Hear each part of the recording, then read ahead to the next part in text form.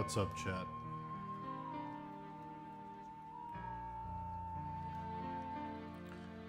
AW Goss.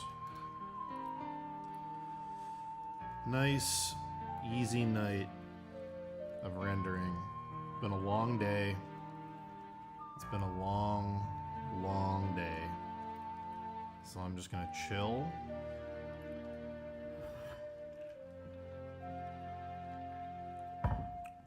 I'm gonna chill and I'm gonna paint.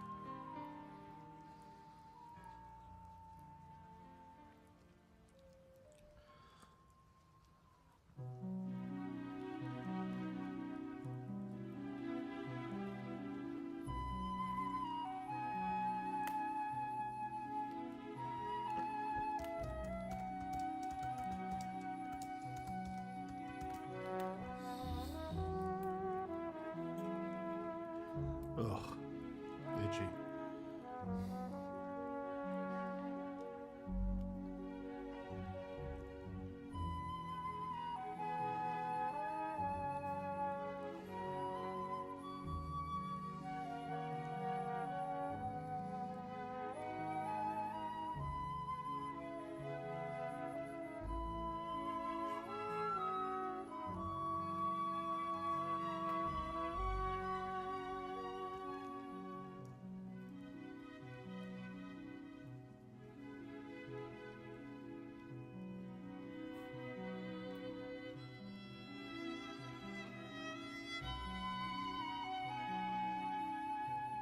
Hello? Yeah. Oh, hey, what up? Give me 1 second. You there? Mm-hmm. I'm streaming. I don't know if people can hear you. Hold on. Talk? Hey, what's up? Oh, I think they can hear you. I don't think I had to do the loopback thing. Oh, really? Yeah, it picks up Discord, but it doesn't pick up the other thing we used. Oh, that's cool. Nice. Hey, I got Dave on, guys. Hello. I literally just Hello. started streaming 2 seconds ago. Okay. So I just got home. How you doing? Doing good. Just working on my comic stuff. Almost done. Nice. Are you This would streaming have been too? the second to last page, but Added some more. I'm gonna do one more single page splash page, Nice. like the finale thing, because we talked about this a bit ago about like Steve, when you start to get towards the end, kind of rush. Yeah. So now that I'm like revisiting everything, I'm like, okay, I could have a little bit more breathing room here. I think when I composed this last page originally, I was just sick of composing pages. Sure, yeah. Plus, when you actually see it start to come together, sometimes you have ideas for things you want to throw in, indulge some of that. I think that's cool. Yes, that's probably what I'm gonna end up doing Nice. for the last page or so. I found a long And then lost. I have like title page, end page things. What's nice. that? I found a long lost script that I like a lot, and I'm not sure what to do with it. For what? Back when we were doing Crimson Daggers, do you remember when we had that thing about like if you see a movie and it didn't turn out the way you want, do write the version you wanted it to be? Yeah. Thing out of it. I found my thing that started from Pan's Labyrinth, and it's massive. Oh, yeah. It's massive. Like, I remember it being big. I don't remember. I forgot how much I had done on it. There's a ton of stuff. I was like, oh, okay, interesting. I don't know what the hell to do with this, but I like it. You know, you could do You could do one of those like things like Sam's doing, Yeah, that's pretty cool. where you do like you just talk through your project and like do the whole like visual aids sort of thing, but also just read it. I was Just do an audiobook or something. Yeah, that might be cool. I like what Sam's doing. I think that's cool. It's a good idea. I've been looking at Jake Wyatt and like Run the Dungeon and stuff, and I'm like, if I can just get out of my weird like stun lock with hyper rendering, I could try to do a comic. If I could just like focus on simpler drawings, but Yeah. yeah, I don't know. What's up, Jet? But yeah, I just got home a little bit ago. Was up in Boston all day. Cool. Hospital stuff. For your mom. Yeah, just hospital stuff for my mom. She's okay. It just took a while. But yeah, back now. Working on this thing. Getting ready for a I big. figured I'd try you on Discord. Yeah. It's like I haven't called you on there really, but I might as well since I'm This is much better. sitting here. Yeah, of course. I'm so glad it picked up the audio. That's great. That's really good. Me and Fazbro were talking about his studio's in a renovated church over in upstate New Oh, York. Yeah, over in upstate New York that he bought and turned into a house. So he's like in the rectory. And I've got the stained glass. So we were talking about doing a paint over stream on Sundays called Sunday Service. And do it all church themed. Like, that's a very funny idea. Yeah, just give back. Exactly. Give back, give thanks. Go off the rails, have people confess to things. Yeah. What did you do in this piece that you regret? Tell me where you aired. Anonymous callers call in and say the whole horror thing. Yeah, exactly. I think it'd be a good idea. You're flying out like tomorrow, yeah? Yep. Nice. I hope we get Pretty to. early. I don't think we're gonna be able to see it here. We have a big like hurricane thing coming in tonight. Really? It's gonna be here for like 3 days. I'd have to drive up to New Hampshire to. Actually, it's snowing in New Hampshire right now. I'd have to drive up to like Maine to see it, I think. So I think I'm gonna miss it. Yeah, I actually don't even know the weather where we're going. I don't even know if that's going to be bad. If it's going to have coverage or not. I don't know. But yeah, it's coming up. I mean, I was never like huge on it. I wasn't like, hell yeah. My since I got see you the eclipse. since I got you here, my dad told another crazy lie that's very funny that I can tell you in real time with people here. Sure. So I stopped by the other day for Easter, and he pulled me aside and he was like, "You know where your mom is, right?" And I was like, "Upstairs changing?" And he was like, "She's hiding in that fucking bathroom up there talking to her friend. Like she doesn't think I know she's up there hiding in that bathroom like a troll in a cave talking to her friend." And I was like, "Where's this going?" And he goes, "God, I hope she dies before I do. Because if the other way around happens, that woman's going to bleed every penny of inheritance out of your mother because she's such a sucker." And I was like, "All right." And then he goes, "You know what she did?" I said, "What, Dad?"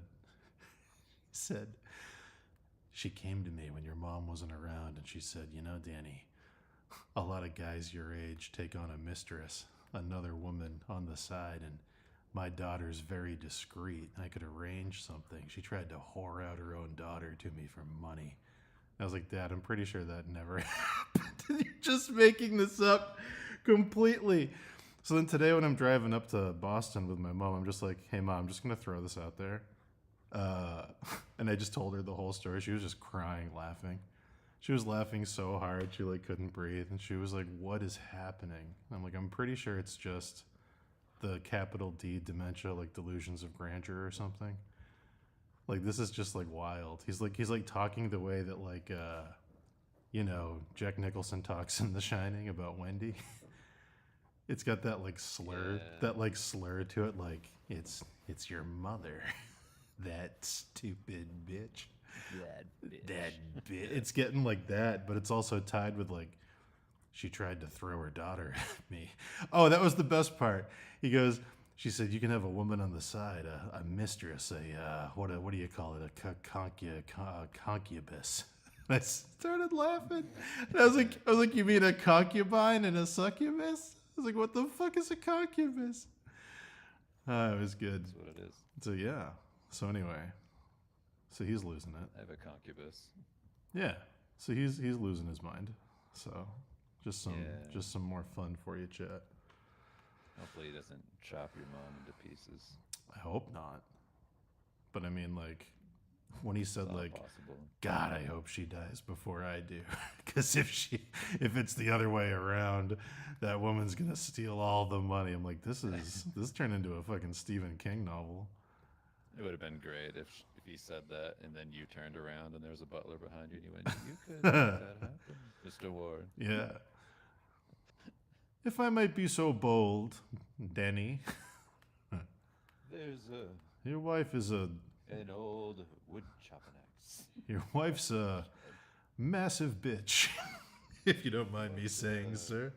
Looking around. Uh, Your wife's a bitch, Mr. Warren. a bitch you may have to remedy. A nasty, stinky old bitch. Mr. Go Warren. remedy that bitch. After My you're own, done. polishing the axe. My own wife was a bitch. I corrected her.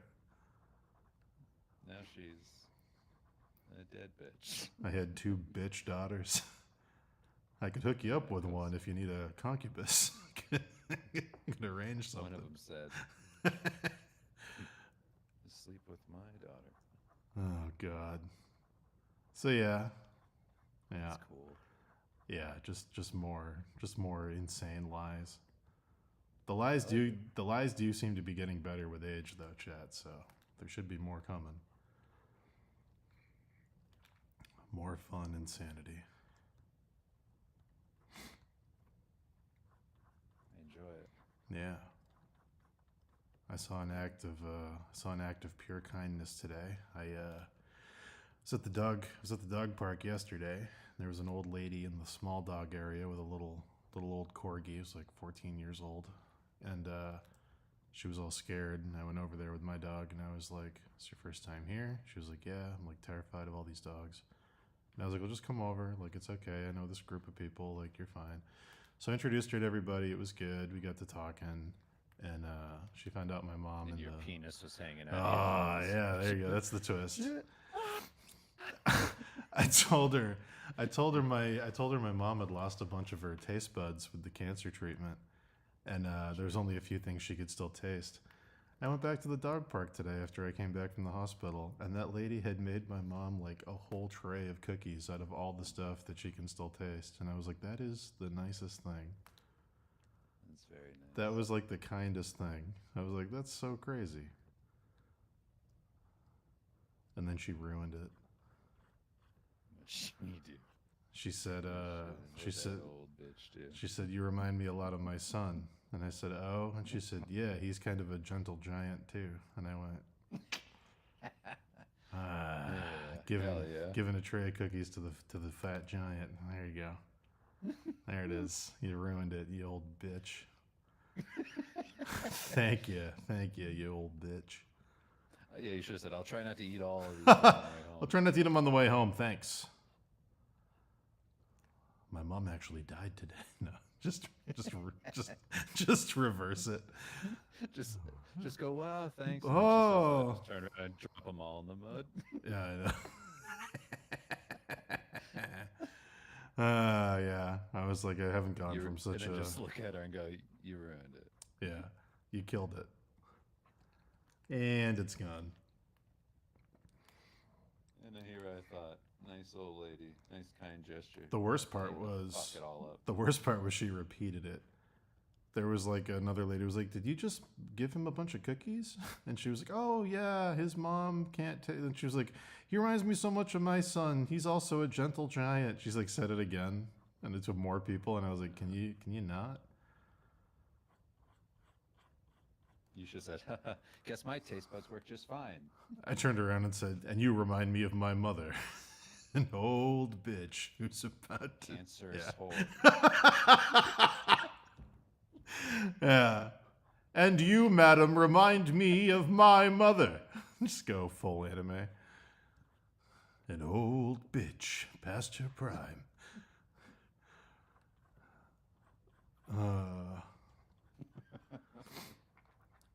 Full Man, villain. I know. It was a super nice thing to do. Not that gentle. It was just very funny to me. Yeah. Hands have been terrible. Turns out I'm not so gentle after all. You ever seen a gentle giant strangle a dog? Yeah. Would a gentle giant do this? I'm a gentle giant like Lenny. Start Give me keying that her. dog. Start keying her car. Does she have a dog? Yeah, she had a little corgi, like a 14-year-old corgi. Yeah, Super do the old Lenny dog. thing from a Mice and Men and just break its neck. Alfalfa for the rabbits. Cookies for my mom. Snap. Yeah. Ah. I can't help it. I'm a giant. Reach your hand. Pull your hand out of your pocket. Just full of Vaseline. Yeah, exactly. Keep it soft for my wife. Keep it soft for my dog. keep it soft for my dog. Yeah, when everyone's gone. People Kinda ask. crazy. Yeah. Little bitch. That's what I should have said when she gave me the cookies. I should have looked her in the eye and gone, "You don't even know me.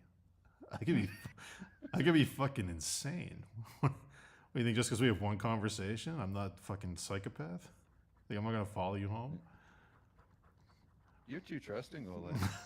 You're too trusting. Oh, you just made your first mistake. You got close to me. Nobody gets close to me and lives. I should start talking like that to people. Oh, now I guess I owe you one, huh? Was that the plan? What, now I gotta do something for you too? Great. Great. Now I gotta do something for you. Oh, I know how this works. Oh, let me guess. Your grass is real long. You wish you had someone around to cut it. Oh, your gutters are full. Not on my watch. What's your favorite food? What's your favorite food? Give me the pleasure of Seriously, taking it away who from you. gives a shit? Go with the Sephiroth line. Tell me your favorite food. Give me the pleasure of taking it away from you.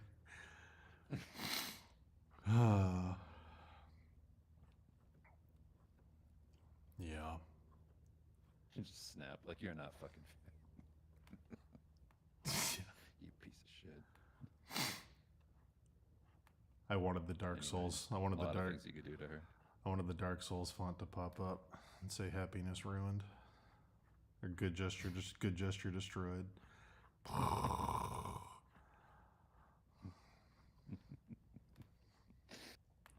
Gentle giant. Gentle I'm gonna start giant. calling you that. You should.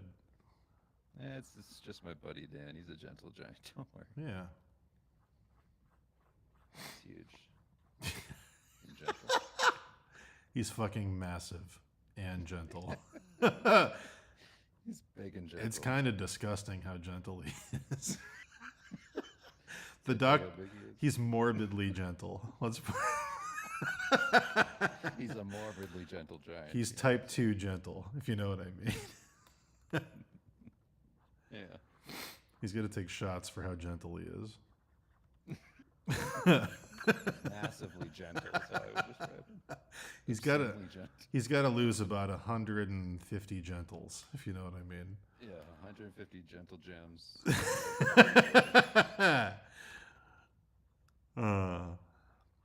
Let's just say he put all his stats into gentle. Let's just say that the average bed He can't maxed it handle out. how gentle he is, okay? The average bed would explode. It would sense the genteelness. He has trouble sleeping because he's so gentle, so he has to wear a mask to help him be less gentle. Yeah. It was good. Good times. Yes. Give me your phone number. I'll call her. I'll threaten her. All right. send it over to you. I'm from the make. Just send it from an anonymous number. It says stay away from Dan, not safe. Then Not gentle. yeah, not gentle, all capitals. Still big. He's not gentle. Yeah. Still a giant.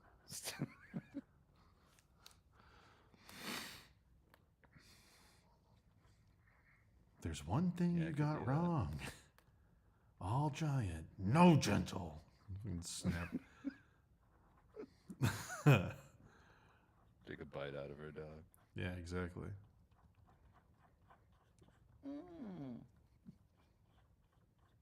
So dumb. Hmm? It was good. There was a lot of fat moments today. It was great. Is that the fattest moment? Let's think.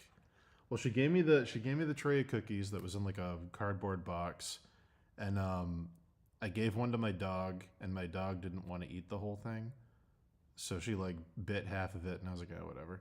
And then the groundskeeper guy for the dog park came by, and I was like, hey man, you want a cookie? She just gave me a bunch of cookies, and he was like, oh yeah, totally. And he opened the top, and the one that I had given my dog was like on the edge, and he went, oh, looks like you already got started on these.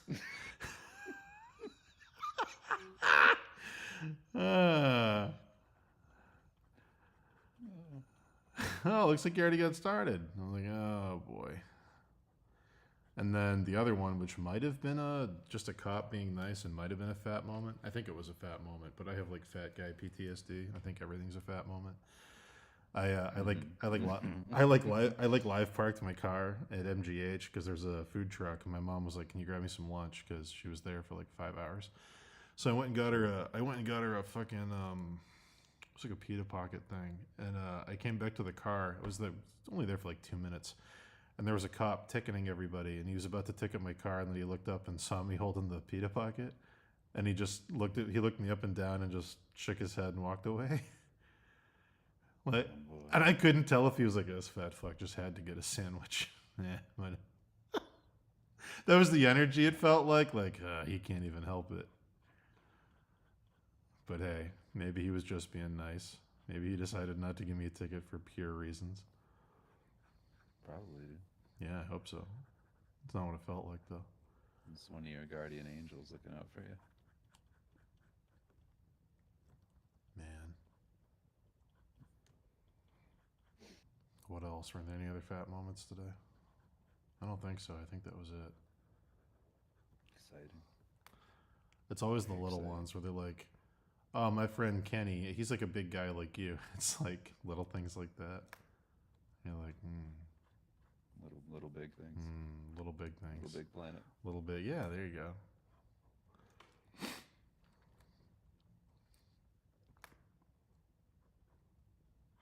And you can't tell them things about how you're trying to not be fat, or it just sounds like you're desperately fat.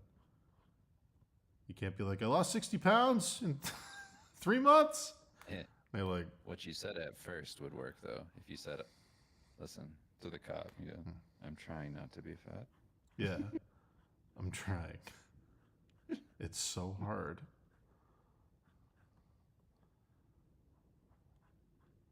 Hey, officer. Give me the ticket. That's $80 I'm not going to spend on pizza. Give me the ticket. Help me. Officer, is there any way to ban me from this pizza shop?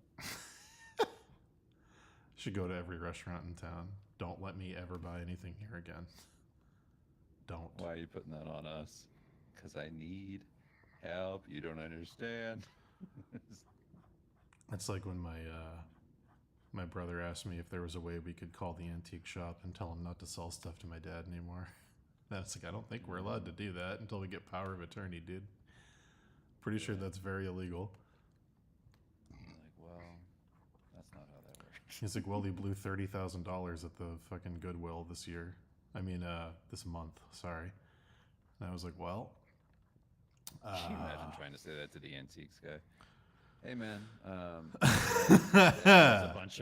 has a bunch of money and he wants to spend it all here. My dad's my dad's got a bunch of disposable income, and he's very persuadable, and he's decided that he's going to spend it all on you. Don't let him do it. If you asked me to do that, I'd be like, shut the fuck up. Yeah.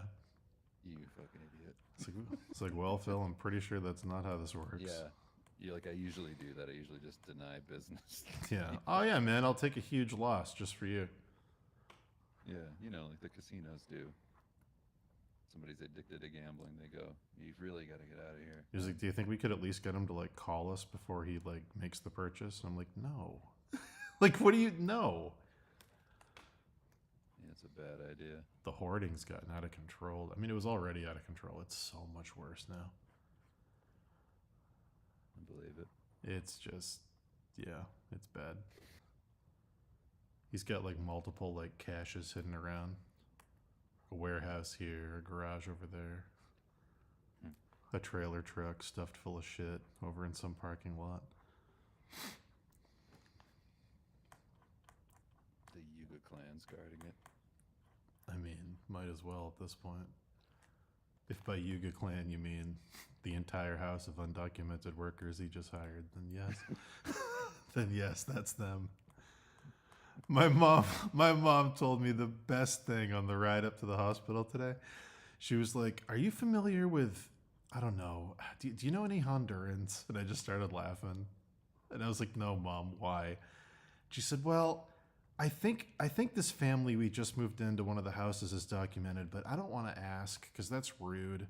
And I was like, "Okay, why are you asking me this?" And she goes, "Well, the rent was due because it was the first, and I'd use their son as a translator because none of them were speaking English, and what they basically told me was that they couldn't write me a check for some reason, and they couldn't go back to the ATM until midnight. But then at midnight they'd leave an envelope with $3,000 inside my mail slip, and it just felt weird." I was like, yeah, it sounds pretty shady, Mom.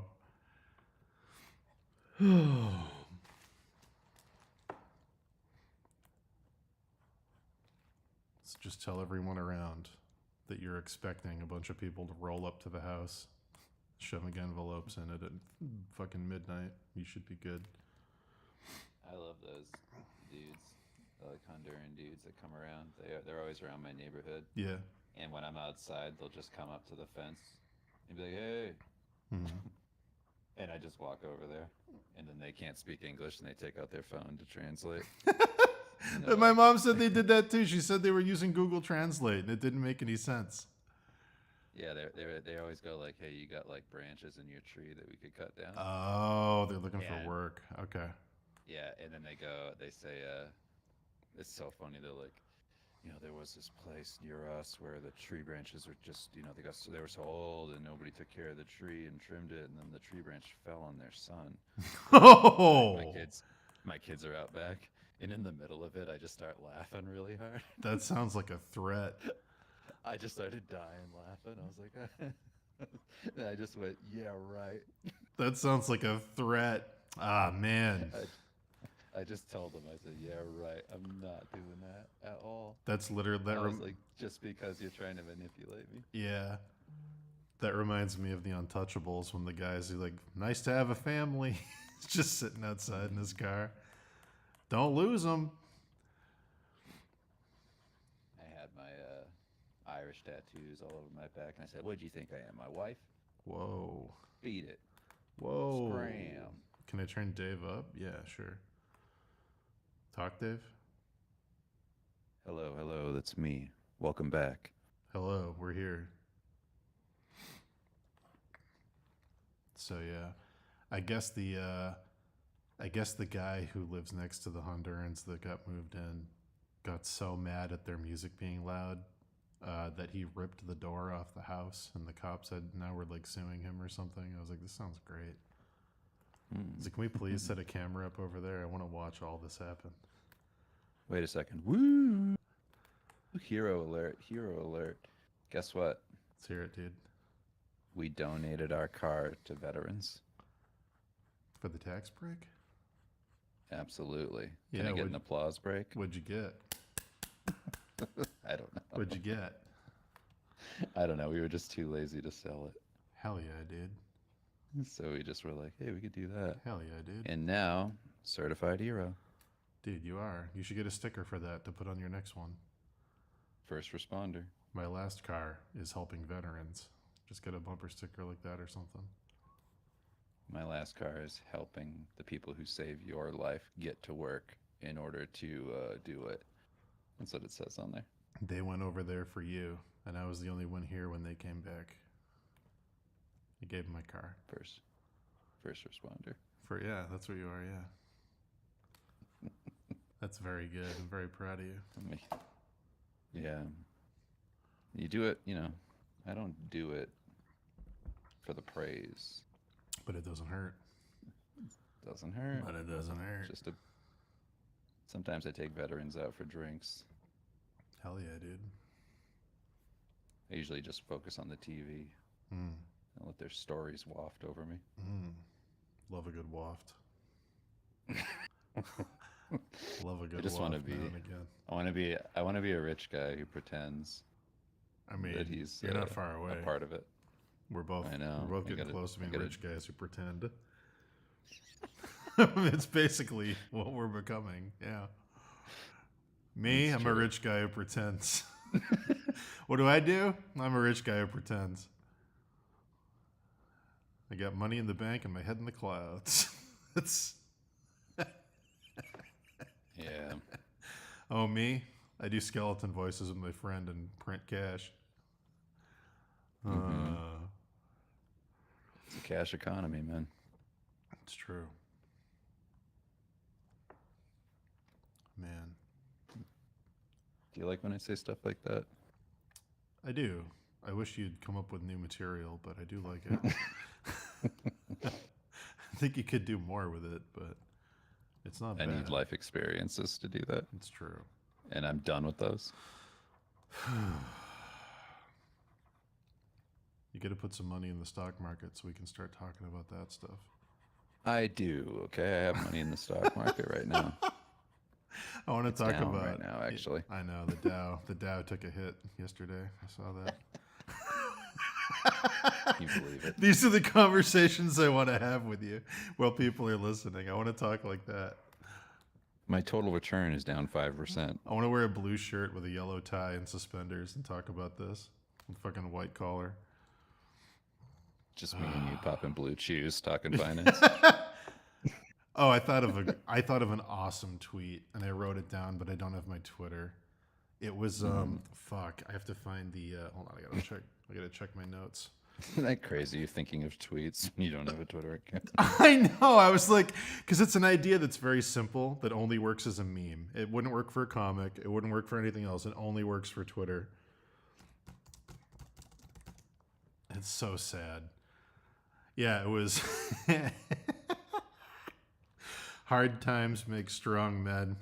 Strong men make good times. Good times make soft men. Soft men get a 50% discount at BlueChew.com with code and then a code. Because I see that quote fucking trending everywhere. Oh, I love that quote. it's great. So true. It's such a good Big setup. guys make other guys hard. Hard guys get hard all the time. Hard guys get hard all the time. Guys that don't get hard need to get hard. Big guys make big decisions. Small guys think small. I wanted to make a fake Blue Chew ad with that and put it out Big there. big life gets big. See how far I could get it to travel with shares and stuff. It's so stupid.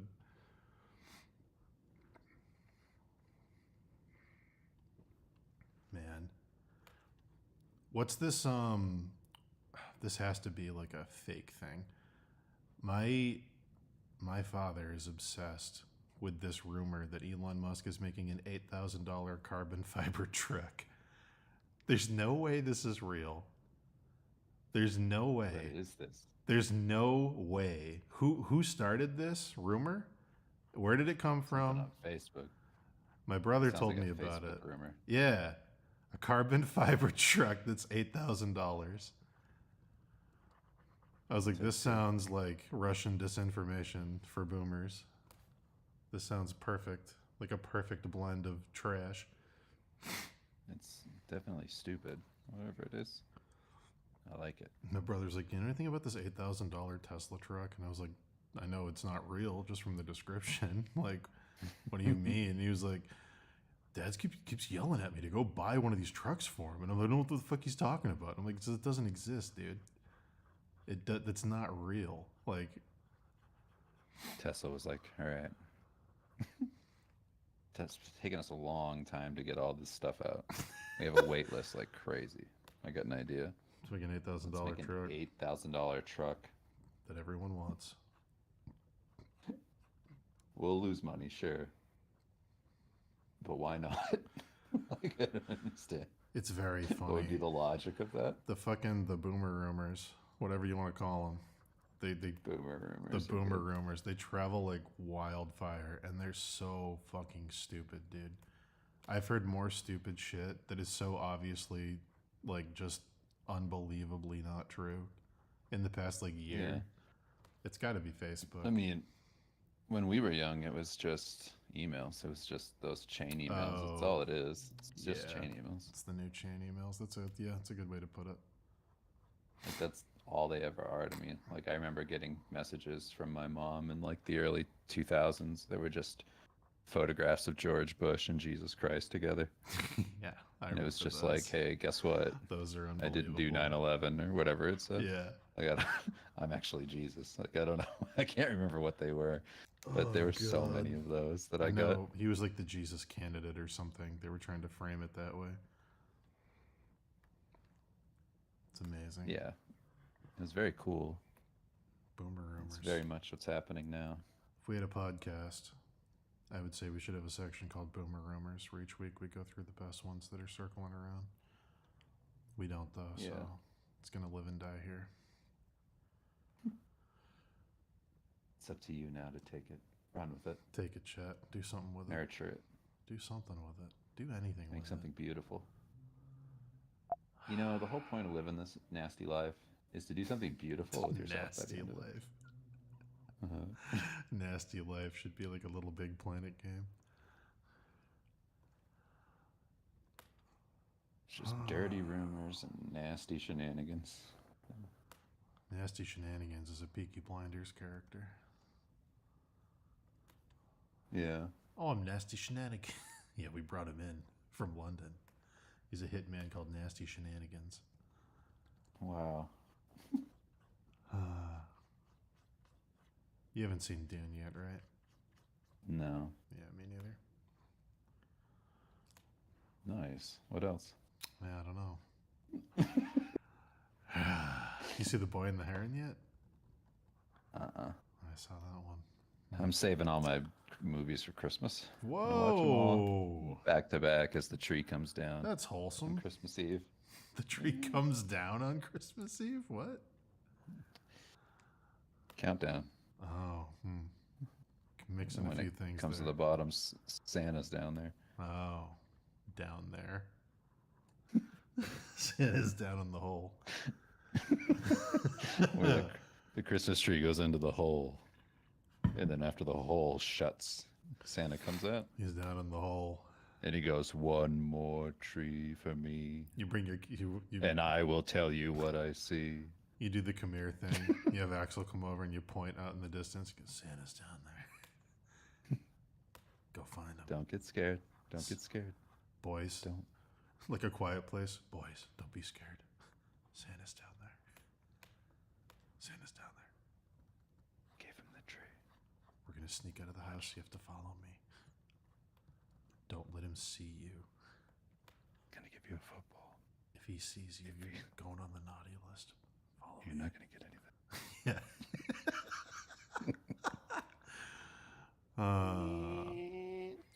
I don't know if you told that Seen story. something red shuffle by. Yeah, exactly. Yeah, going through the cornfield. Kid, Yeah. cover his mouth. Dad. Shut up! Shut the fuck up! Shut the fuck up, son. Son, I love you. You're gonna fucking die. Shut up. What were you gonna ask me about? Oh, I I don't don't know know if I'd said this before. I don't know if you said this story on stream or not. I couldn't remember. Axel locking Kim in the room. No. That's one of the cutest things I've heard in so long, and I just wanted to share it with chat because it's like the best thing. Yeah, kid Axel, like my wife was putting him to bed, and he locked the door behind her, and she couldn't get out, so she called me, and he was just dying laughing on the other end of the line, and then I unlocked the door and got her out, and then Axel started crying, and he was just like, "I just wanted you to sleep with me," and I was like, "Oh." Aw, it's so cute. He's like, "I don't ever want to be alone." I'm Oh, like, "I know, I know." he said, "But you're gonna be." Then you shut the door slowly and turned off the light. I did. This I is a said, life "Axel, lesson, son. don't." I said, "Fear the mind killer." Hmm. He said, "What's in the box?" And I said, "A pizza roll. Whoa. Don't Only touch what it. you take with you." It just came out of the microwave. If you touch it too quick, you'll get hurt. It's boiling hot. Paul Muad'Dib. Yeah, Wabadib. Yeah, Paul Muad'Dib. Don't touch the pizza roll. Paula Deen. Yeah, Paula Dean. I am Paula Dean. I kill with I a am word. the Paula Deen. Yeah, I kill with a word. yeah. Just the N word. The Emperor of the Universe goes, "Oh, like, get out of my mind." I won't get out. I'll say the N word as much as I want. Fucking little girl with blue eyes. Tell them who I really am. She's Paula Dean. She's the Paula Deen. She's the Paula Dean, son of Duke Leto.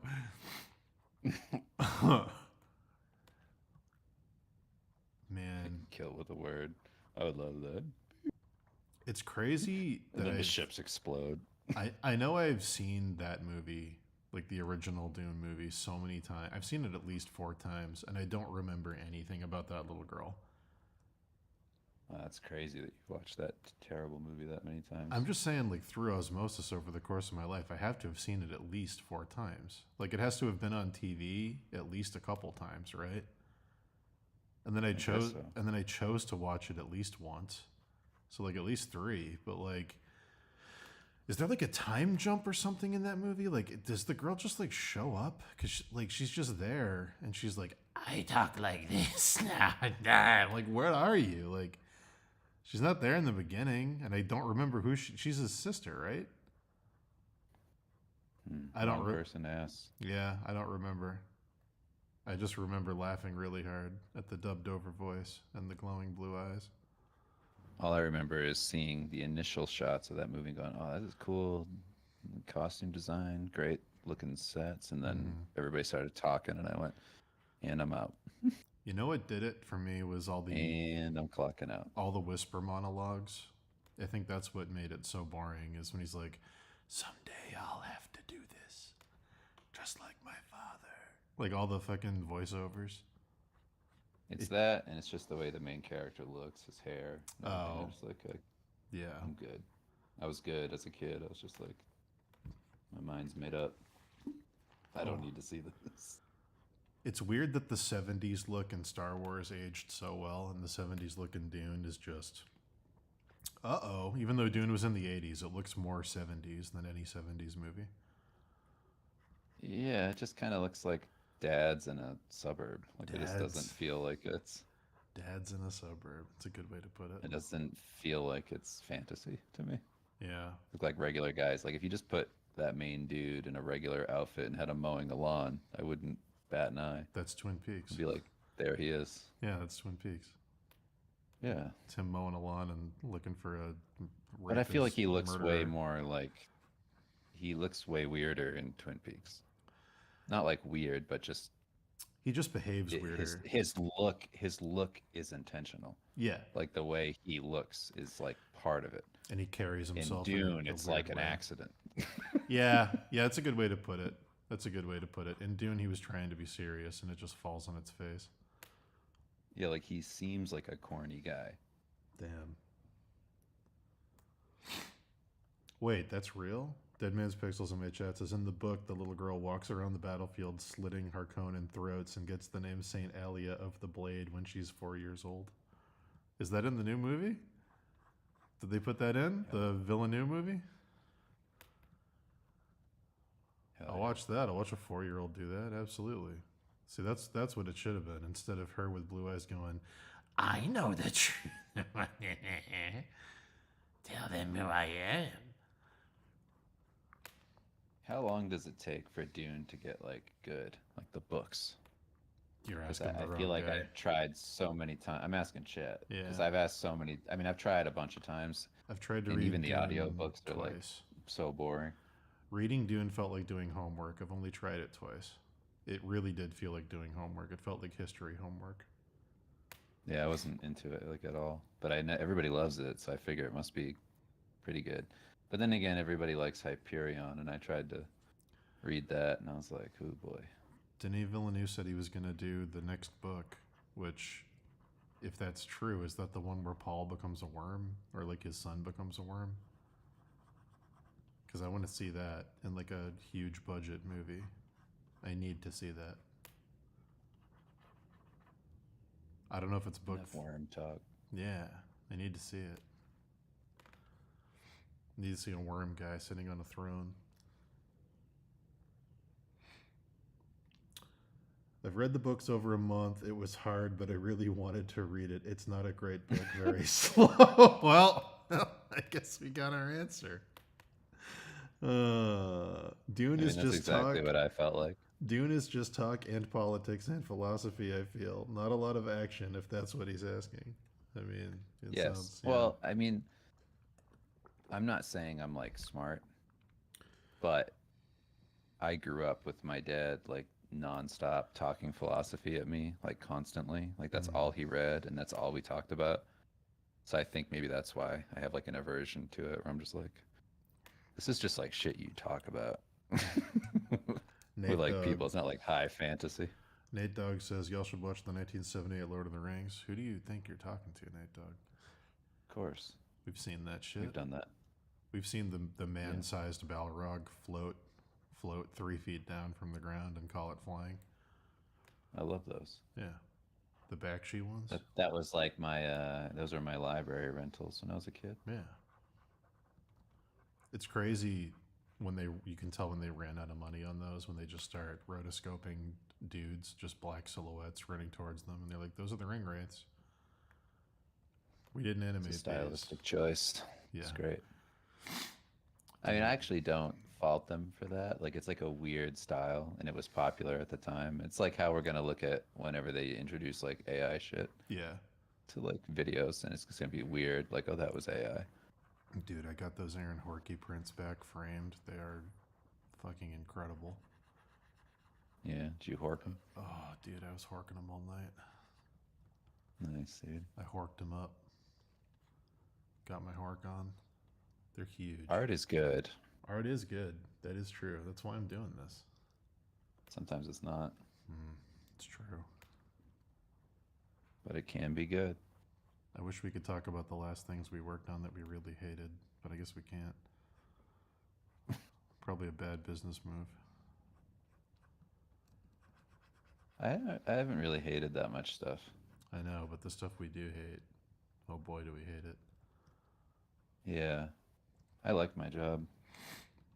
I Yeah? feel like I have a pretty easy time now. It's my work went from being like a pain for many, many years to being pretty enjoyable towards Mhm. like the past few years. Just because now it's so specific Yeah. to me. It's like, yeah, great. I do miss the complaining, even though I'm glad you are where you are. I miss when you would get things that were just like, what? Just because it was fun. Oh yeah. Yeah, I do miss those. I just find like more and more that a lot of it's up to me. Yeah.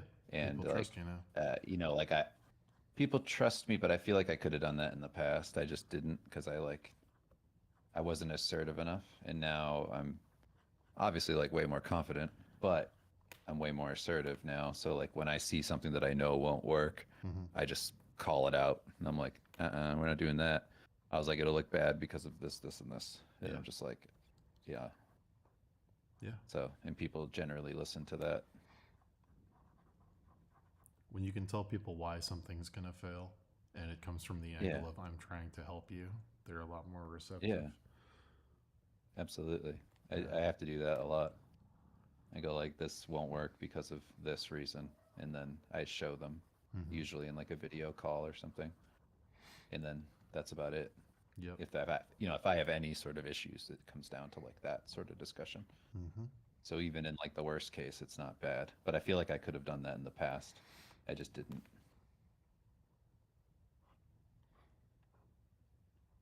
I wasn't brave enough. It's okay. You're here now. You made it. You're a brave boy now. Yeah, I'm incredibly brave now. You're a brave boy. I'm actually a hero. Did you hear about the car I donated to veterans? No. What did you donate a car to veterans? Yeah, no big deal. I mean, it was just something where I thought, they've done enough for us. Like, Damn. what else? They had to also try and get a car in this economy. That's really cool. You did that without anything in return. Not even like a tax break. Nothing or in anything. return. That's really Well, cool. it does come with a tax break. But Oh, I asked them not to do that. I said, That's don't not- include yeah. the tax break in this. that's not why I just you want to did it. be. Yes, Yeah. Okay. I see. I just want to be a man of fortune donating to a soldier of fortune. Wow. That's what I said to the guy on the phone, and he said, "Is this Bruce Wayne?" You And I said. said, You said I know you fought in Iraq and took heavy fire, but the real battle is getting this sucker to start in the cold weather.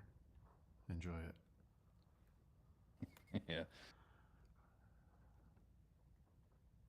But this one comes with a rack. The real battle is Right on this the one top. comes with a rack. That's good. Yeah.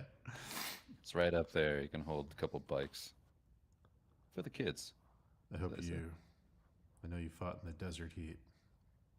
So when this thing overheats, you'll know just what to do. The radiator's Mhm. shot, but that should be nothing for a guy like you. Should have plenty of things You've shot. been shot. Yeah, and plenty of things shot. Yeah. Anyway, yeah. Did they give you a Just hero flag stuff. sticker for your new car, at least? Yeah, they gave me one of those hats. Sick, dude. One of those veteran hats. That's really cool. I wore it to the diner downtown. You know what I forgot was a thing was QAnon, and I saw a truck today covered in Q stickers, and I was like, oh yeah.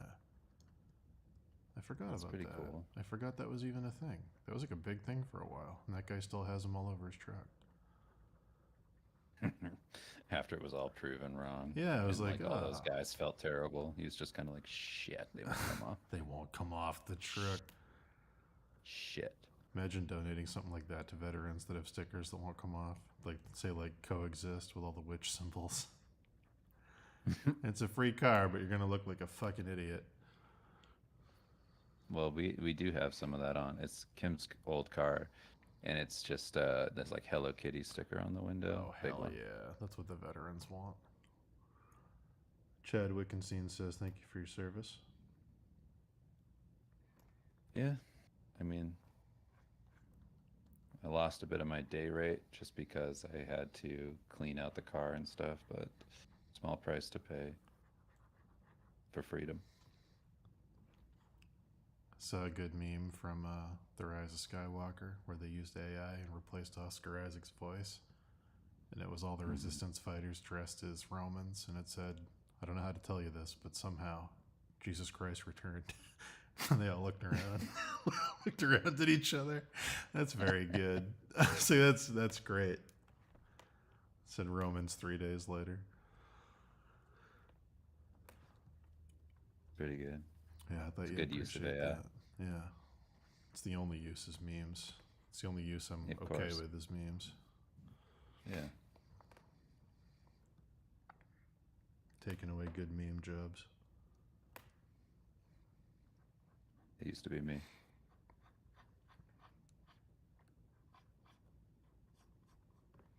I gave up trying to be polite today, where my aunt said, Oh shit. Can you drive me up to Boston at 6 in the morning Friday? And I said, no. She was like, No "Why?" more Mr. Nice Guy. She was like, why are you busy? And I was like, I just really don't want to do that. It's like, I'll get you a limo or something or a taxi. Get you a limo. That's just what they call like a town car. Okay, I was Yeah. gonna say I'll get you a limousine. No, You can go to prom. not a stretch limo, just a town car limo. I was like, I'll pay for that, but like I just can't. I just can't do this for everyone in my whole family. Yeah, no. You got to draw the line. You can't be so accessible. Yeah. Especially not at fucking 4 in the morning. It'd be like, I'm not the fixer of the family. Whoa. Something about Right? it being beyond fixing. Can't fix what's broke. No, I was talking about you being like, like John Wick Oh, type of sure, character for your family.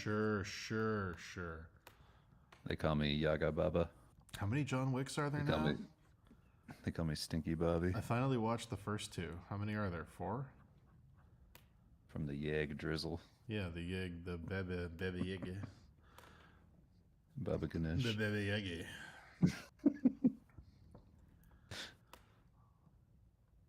I get the memes now. How many? There's 4. There's 4. Is the 4th one out? Yeah. I think there's 4 total right now. Did you watch Ghost Protocol? Yes, I did. Wait, no. What's the new I one? didn't watch the new one. Dead Reckoning? Is that the new one? Yeah, I wanted to watch that, but it wasn't Yeah. on anything for like a long time. I think they're both on HBO now. I didn't know if you watched that one yet. I wanted to watch that. If that's on there, then I'll watch that Yeah, tonight. I think it is. No, I won't. I was waiting for part 2 because it's the first like 2-part one, and I didn't want to watch it till the second one was out. Mm. Wanted to have a nice little 4-hour cruise sesh. 3 where you shit on podcasters. No, because podcasting isn't really in that universe. It's not something we couldn't do. Like we could do something with Dale and Ricky, maybe getting into that, but like we don't really. Yeah, it's not something. There's that, a little bit like we touch on that for like half a second in book 3. which thing? Be vague. In Egypt. Oh, okay. Sure. Yeah. That's pretty. Yeah. Okay. I gotcha. Yeah. We touch on things that podcasters talk about for sure. But we mention them specifically. Yeah. in that one. Yeah, we mentioned some podcasters. Yeah. I thought you meant like. I thought they were talking like the characters starting a podcast or something. And I was like, no. Oh, no, nothing like that. We're not like making fun of podcasters by like having characters emulate them. I mean, if there's some sort of parallel between a dork in our comic and a dork podcaster in real life, then We're that's gonna just exploit merely it. coincidence. Yeah. 100%. Where you at in Final Fantasy VII? I haven't touched it. Gotcha. I've just been You're in trying to get stuff done before I go. Costa del Sol. Is that where you were, or did you get to Gold Saucer yet? Yeah, I did Gold Saucer. Last thing I told you about was I Oh, the Barrett finished thing. Barrett's thing. Yeah. You fought the cool frog robot. Hmm. Nice. That's good. Yeah, I stopped there. But I'm planning to pick up the pieces and get the ball rolling again in the universe because I'm a big fan of what they're doing over there at Square. Did you do the Fort Condor stuff in Junin? I don't remember. Wow. In one ear, out the other. It's the PS1 Oh, brother. mini game where they just keep the PS1 graphics. Oh, yeah. I was like, that's cool that you didn't update it and just made it look like really smooth PS1.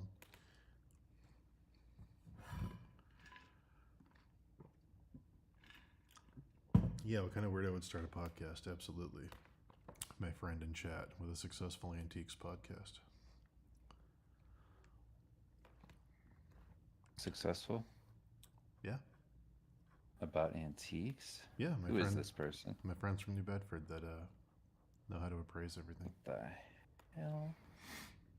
I need to get in on that. I need to start You training should. my children on how to appreciate a good antique. One of these days I'll come on and we'll talk about the Oz books. I know we've been talking about it.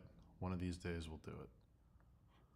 And listen, my dad had an antique shop. It was called the Brass Hut in Plymouth, Massachusetts. There you go. And I spent almost all of my childhood negotiating deals on behalf of my dad as a child. Until one day he found a magic lamp. Uh-huh. And there was a little Indian boy in it. And he said, if you can make me sexy, Whoa! then I'll be able to go back and live out the rest of my days. And did you, or did you just leave it? And nope, got Yeah. distracted. Yeah. There's so many lamps. Some say he's So up many there lamps in my still. basement. Yeah, you had a ton. 100%. I have the valuable one. I still have. It's up here in my third floor in storage for you.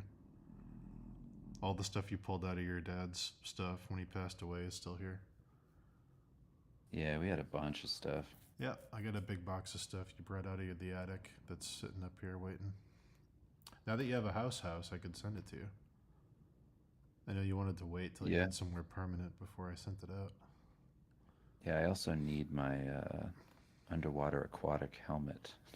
Oh yeah, that's in the basement. I don't know what that would cost to ship, but I'll figure it out. I don't actually need it. Okay. I'm just joking. I put a candle under I it. have nowhere to put that. You have a whole office. I don't want to fill it with a deep sea diver's helmet.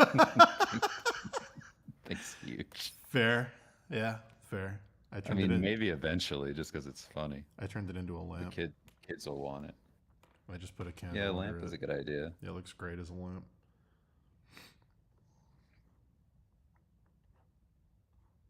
Man. Yeah,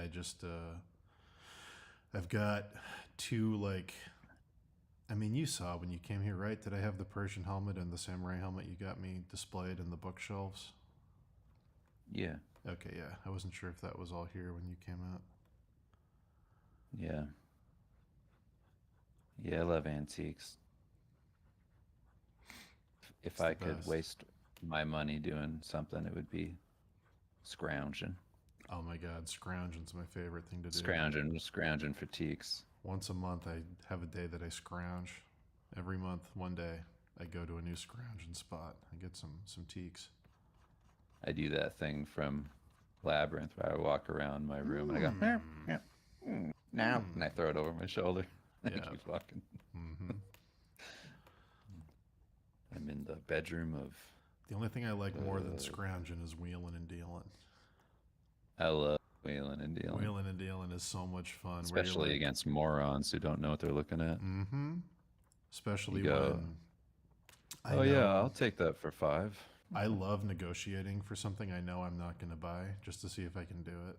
That's my favorite thing to do, and I love it. Where I'm like, I know I'm not going to buy this clawfoot bathtub. I have nowhere to put it.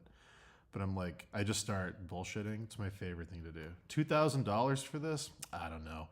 I couldn't see myself going over 1,500. I guess if you included those marble tiles over there, I could probably go for 2,000. The problem is, I saw one just like this that was going for about 1,000 the other day. Like, I love doing that stuff and just seeing how far down. You should do all that and Yeah. then buy it from them and then smash it in front of them and go, "This is nothing. It's nothing. This means nothing. It's to me." worthless. This is your whole business, and it means nothing to me. This is your life, and I just destroyed it. This is stupid. Yeah, it was Let's great. do movie scenes. It's my favorite thing to do, though. Is just haggle and then get nothing. I go, well, you know what? I'll mull it over, and I'll come back in a week. How about that? Let me think it over. Sometimes I throw in a lie about my life. Let me talk it over with my old lady. Let me make a few Based on the calls. Gentle Giant. Let me make a few calls. Let me make some calls, see what I can do. Come back next week if it works. I got to talk to my advisor.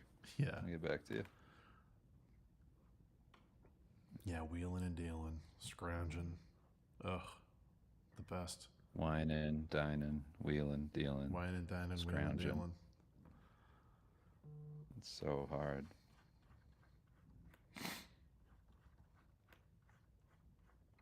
I was just looking down. Hmm. Huh? You say I was just looking down? Yeah, because I said offhand that it's so hard. Oh, there you go. Almost done with this page. It's something. Hell yeah, dude. It's good. How many pages total? Well, for the comic itself, just like the actual panel pages, it's right around 23 or 22. And then with I have like beginning and end pages, which are like the same thing we did with Steve, just like single image pages. And then I have to do the cover. Oh, I also left the first page unfinished because I'm doing that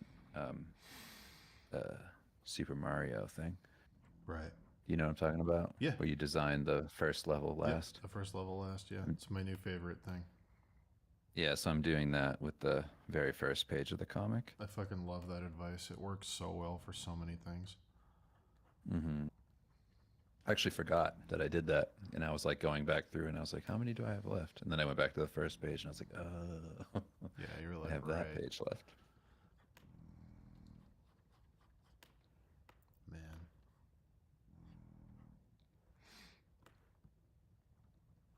Yeah, it's cool. It's gonna be good to see it all done. Yeah, I feel good about it all.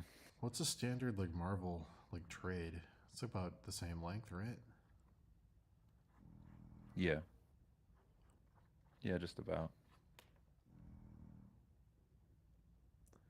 The creator of the Super Mario game did that. Yeah. He to not get like bogged down in making a perfect level because you don't know what your game's going to look like. You do the whole game first. You just start making cool levels. Then when you're done with the game, you make your first level so you know exactly how much of the game to put in it to have it be a good first level. Cuz you don't know, like teaches you about the rest of the game and everything else. Cuz you don't know exactly what to put in. Yeah, you don't know what you're introducing people to until you're done building the thing you're introducing them to. It's like really good advice. That way you don't get like bogged down wasting a shitload of time trying to think of the perfect opening to a book. You can just start writing what's fun, then come back and do the first chapter last. Or you can F yourself and go, True. the man in black fled across the desert and the gunslinger followed. And then everything after that goes, oh no. Do really good for $4, Oh, and then shit. maybe What is this take a gonna be? maybe take a break. Maybe wait 20 years. Maybe get hit by a van. Maybe get run over. Fuck it all up. Maybe Mike- put yourself in it. I really hope Mike Flanagan can save that. Risk it all. I know.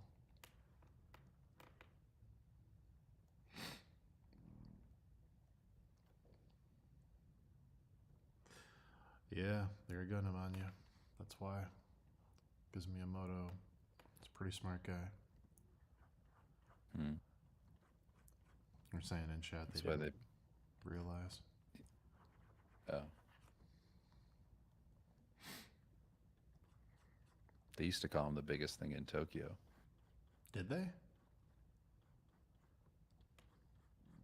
Dan, you're supposed to be on my side, no matter what. I was going to say Godzilla. That includes not questioning things. I couldn't decide between Godzilla and the life-size Gundam. Is it true they're getting rid of the life-size Gundam? They're tearing that down? Yep. Man.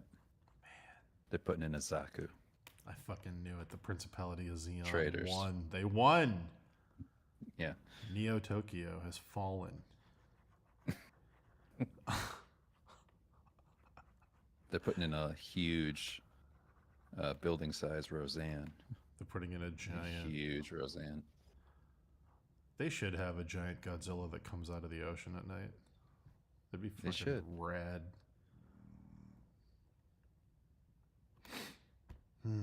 Somehow whenever I check the just be a stream, you guys are talking Dark Tower. It's because we have PTSD.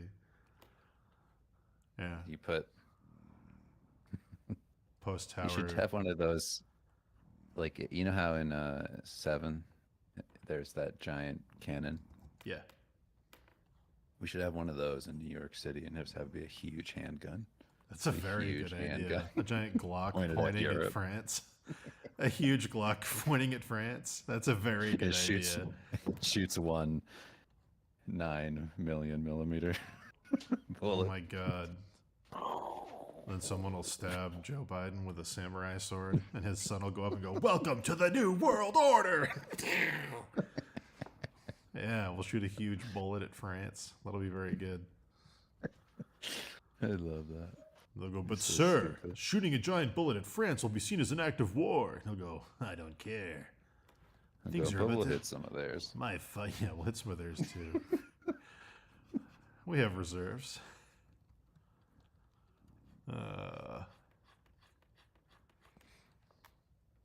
Yeah, we should get rid of the Statue of Liberty and put a giant gun there. Or make the Statue of Liberty bigger and have it holding a giant gun. One or the other. Yeah. Yes. It's a very good idea. I love the president. I love that. What a stupid what a stupid sentence. I love the president. What a dumb thing to say. It's I was great. just trying to think, of something that nobody my age has ever said. Because it's never I love the president. It's I love the person. It's never the president. It's I Man, love the president. I love the president. Just casually. I love him. I want to go with my work buddies and just say that and see what happens. I want to see somebody run in New York for a giant gun pointed at France. I think that's a very good idea. I think that's a winning platform. Too. What's up, Lolo? Oh, I know. My workday's over. It was over 8 minutes ago. You want to say hi to Uncle Dan? Hey. Oh, nope. That. I'm working on a comic. What is that? That's his scepter. He's blasting. Look at him. He's shooting out all this energy from his body. He's creating this giant orb. Whoa. You could say he's creating a new life. What do you think about that? Is that cool or not? It's cool. It's cool. Okay, good. Seal of approval. What are they You want to watching? tell everybody the funniest thing in the whole world? No. Just say the funniest thing in the whole world right here. No. It's easy. Watch, I'll try it right now. Poop in my butt. Whoa. You didn't even laugh. That was one of the funniest things in the whole world. Loic, tell me a joke.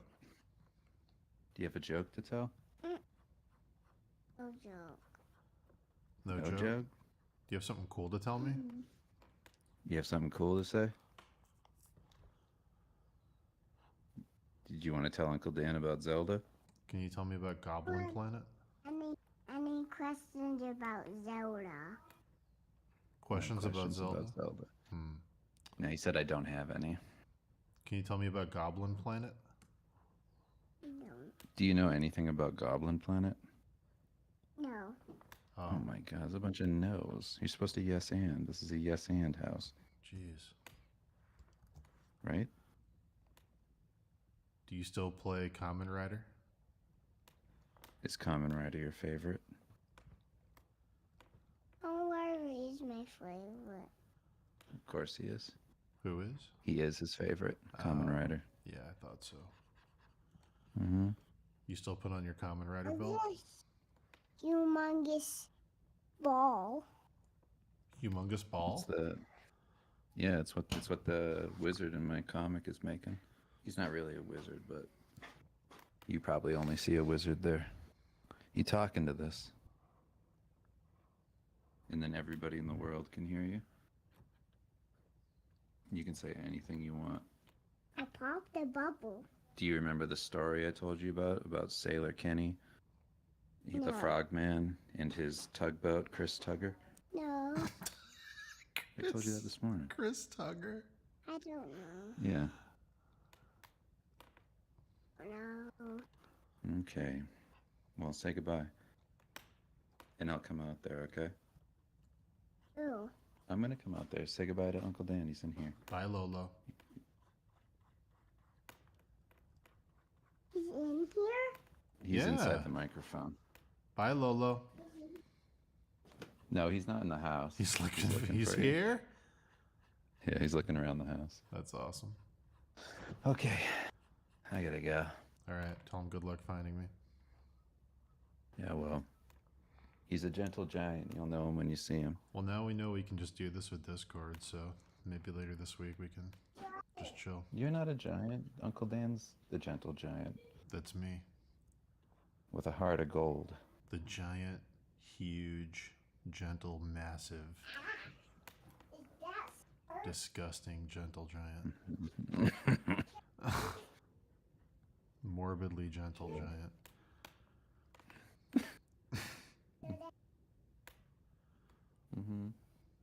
All right, I'll talk to you later. Later. Bye, chat. Later, Dan. Later, dude. Well, now we're back, chat.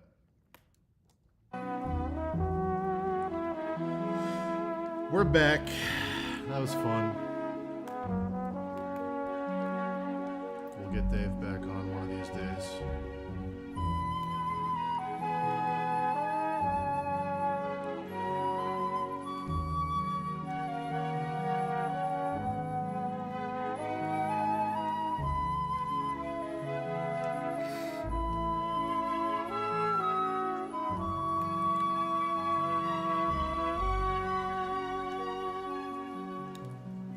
Jazz got me blocked, so now I'm just sticking to video game music. I can't believe the jazz got me blocked.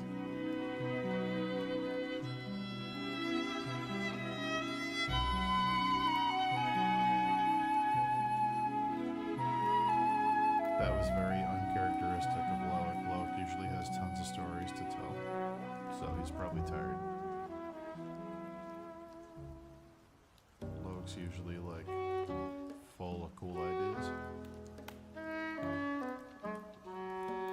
Oh yeah, it's probably too loud, huh? I'll turn it down now that Dave's gone. Hello, I'm back. Let me know if it's still too loud.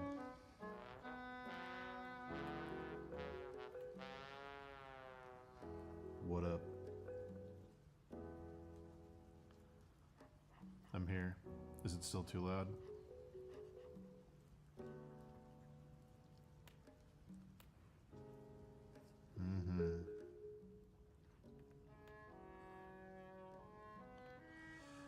Oh.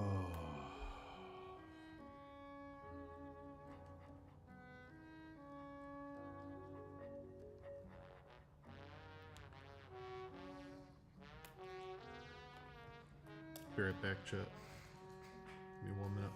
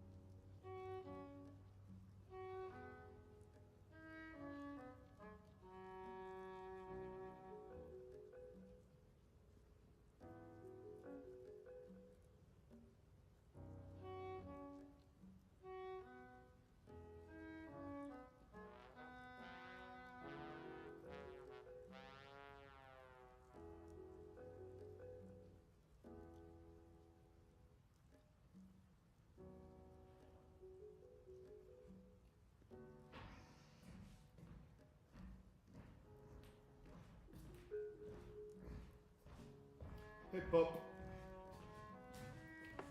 Hello, beautiful dog. You're a good dog.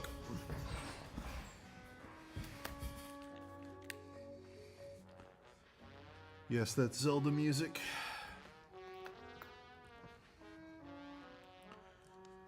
You should know from the dirty trombone. Zelda's the only game brave enough to use the dirty trombone.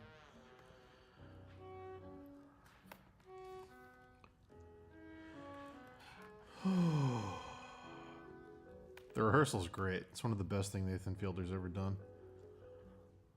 It's so good.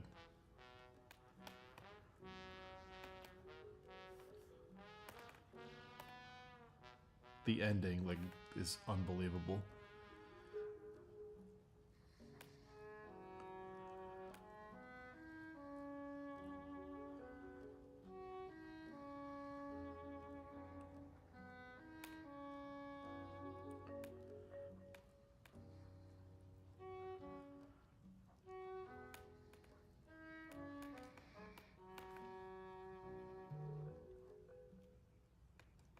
Mhm.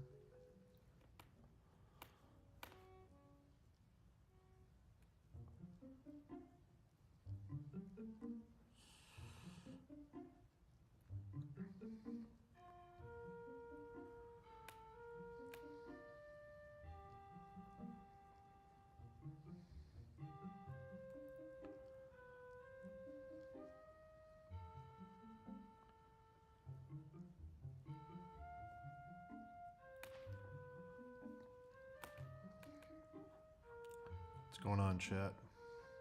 How's everybody doing?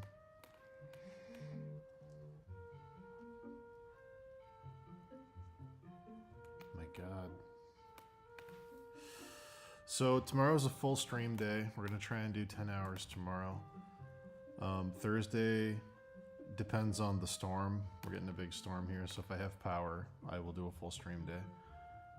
And then Friday's up in the air. I'm gonna stream, I just don't know how long.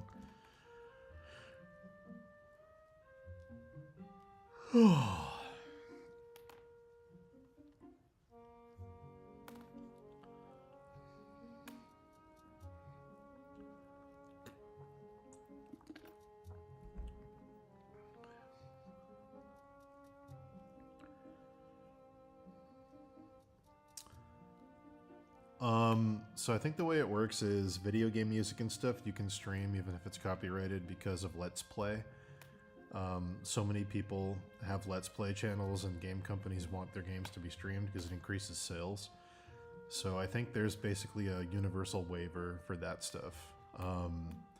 For other music, I don't know. Even some of like the lo-fi study hip-hop playlists have gotten me copyright struck. It's very weird. I'm still kind of figuring out what's allowed to be listened to. It seems like video game music in general is completely safe, though. Movie soundtracks and stuff are like 50-50 from what I've seen. And anything else, like even like I listened to like an obscure jazz playlist of like Japanese stuff that was like a Cowboy Bebop themed playlist, and that got me copyright struck. So I'm just kind of sticking to video game stuff as much as I can, and like the synthwave stuff is like 90% safe from what I've seen, so I'm basically sticking to those. But yeah.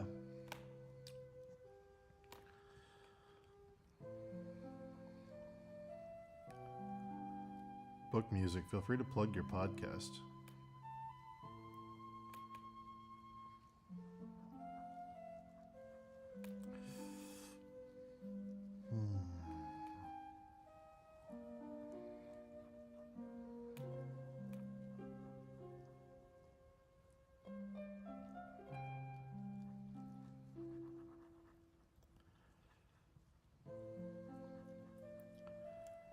Oh man.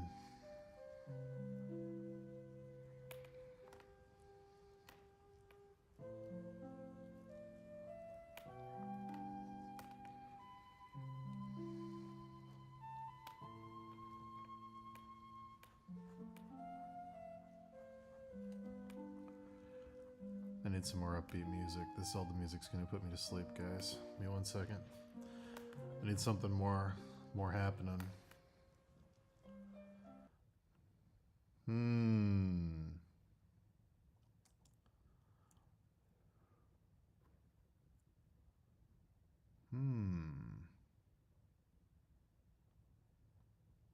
How's this gonna sound?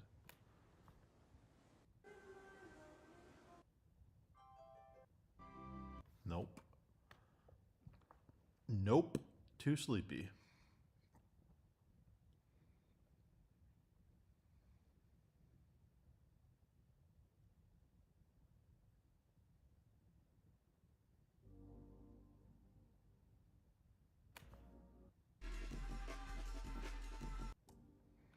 Let's see if this gets me copyright struck. I hope not.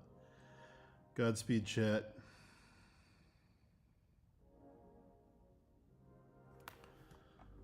Let's see if I get pinged for this.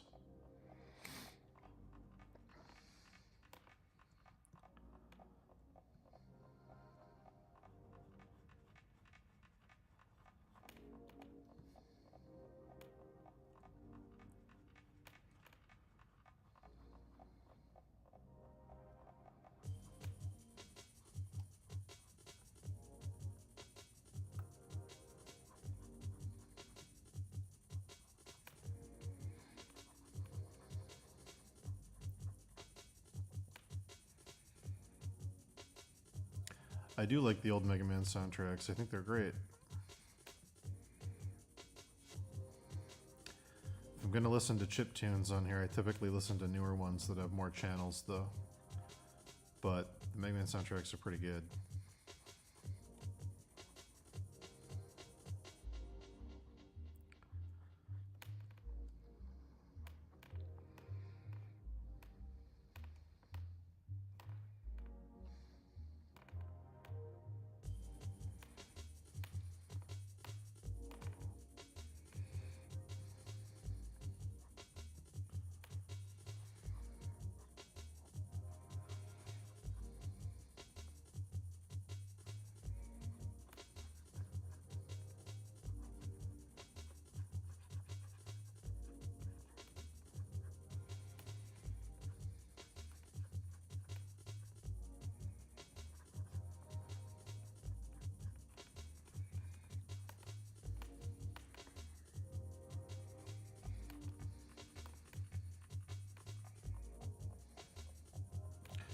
Yeah, anything by Nobuo Uematsu is usually great.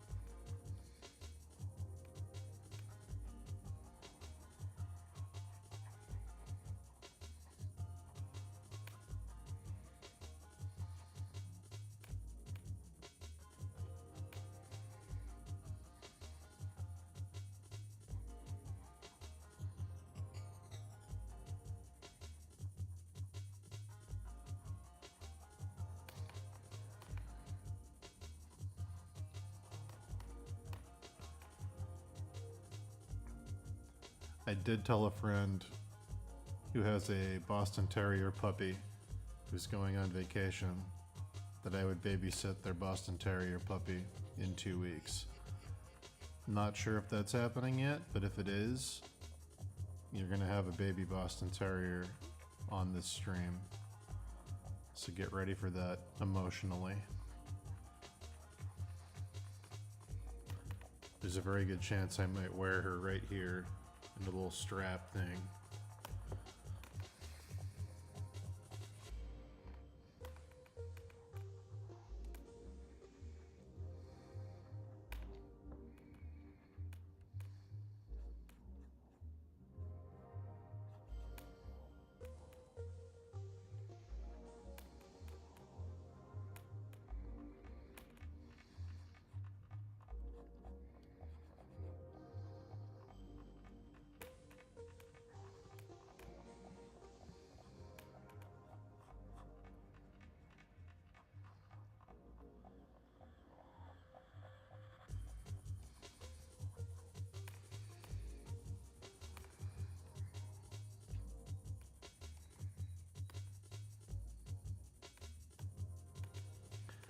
That'd be funny if the viewership went up. Probably would. Make a thumbnail.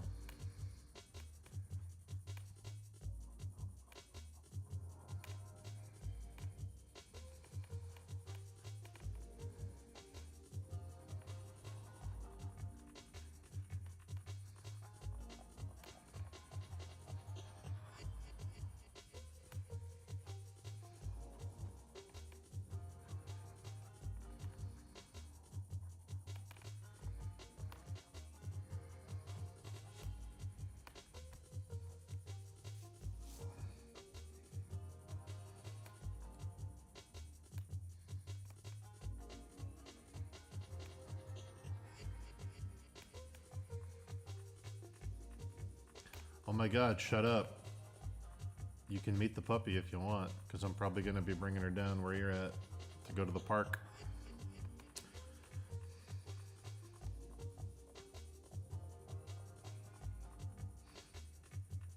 That's pretty cool.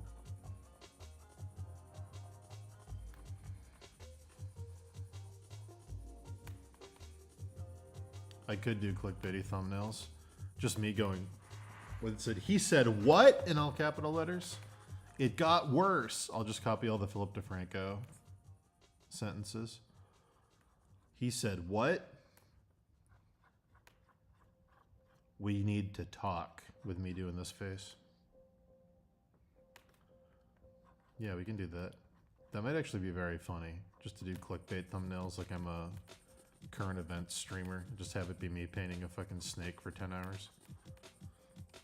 It's a very good idea. Maybe we should do that just to see what happens.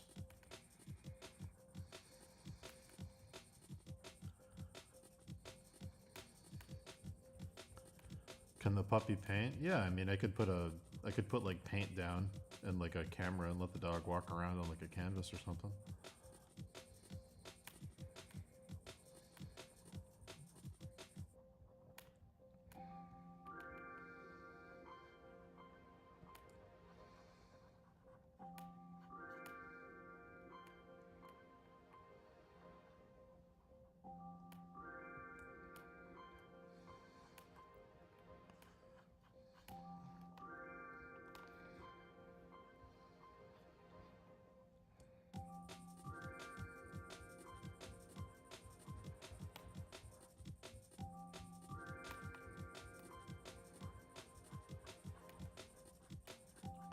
Shut up, how's Pepito?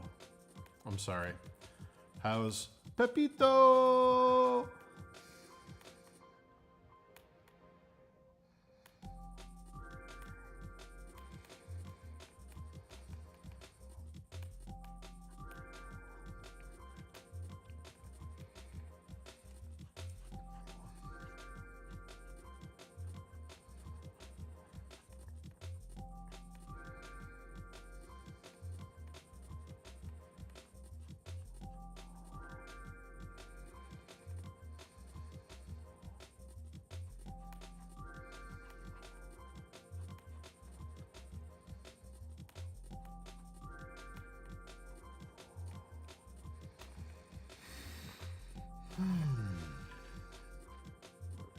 Jackson Pollock?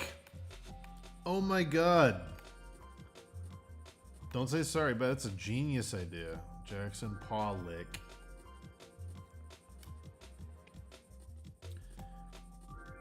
Shut up, I'm very familiar with snail's pace, as you can see. I respect it.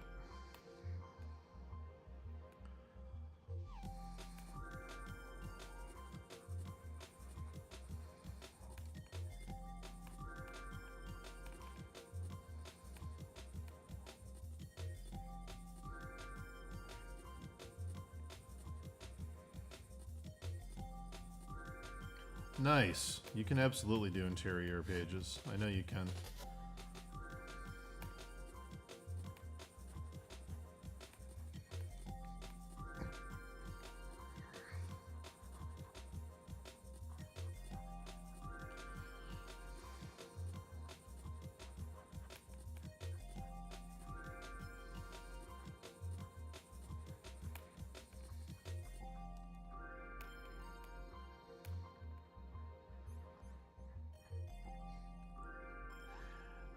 Those Metal Gear Solid samples. Oh my god. I don't know if you guys can hear that in the song. Oh my god. Those are great. The codec samples.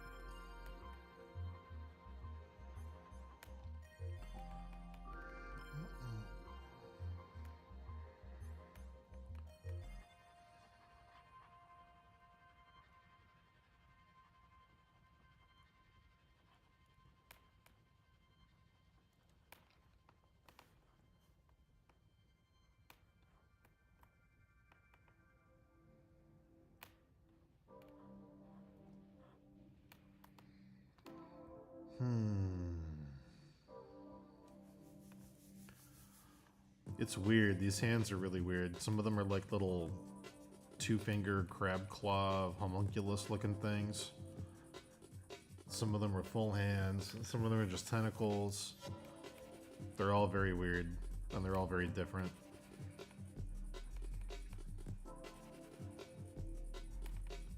There's actually more hands in the 3D model than what I've done here, but it's getting so busy that I want to like reduce a little bit of detail artificially, because I don't know if I can actually get away with doing more.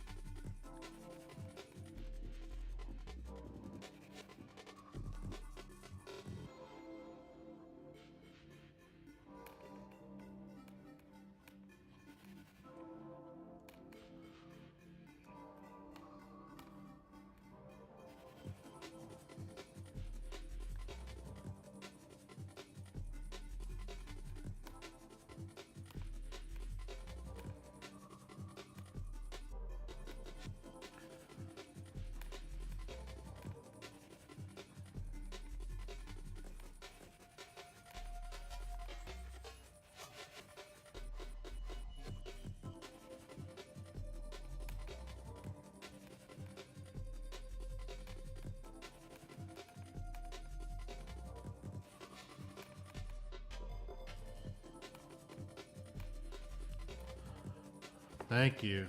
That's gonna be gold when it's done. It's a little yellow right now as a placeholder, but it's gonna be gold when it's done.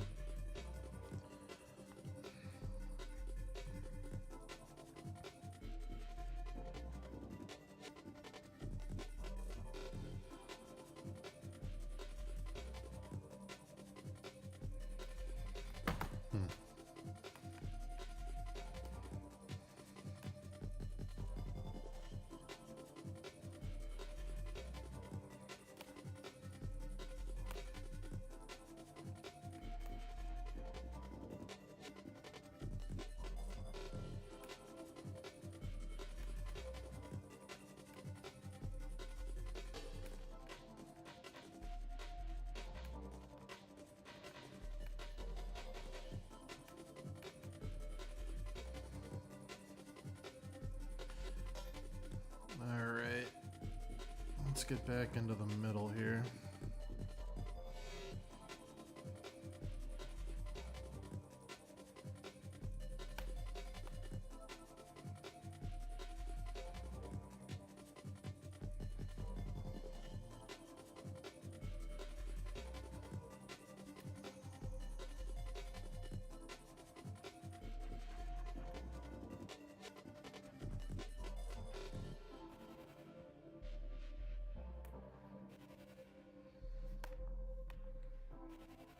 Alright, still no copy strike, so we'll see. We'll see if we can get away with it.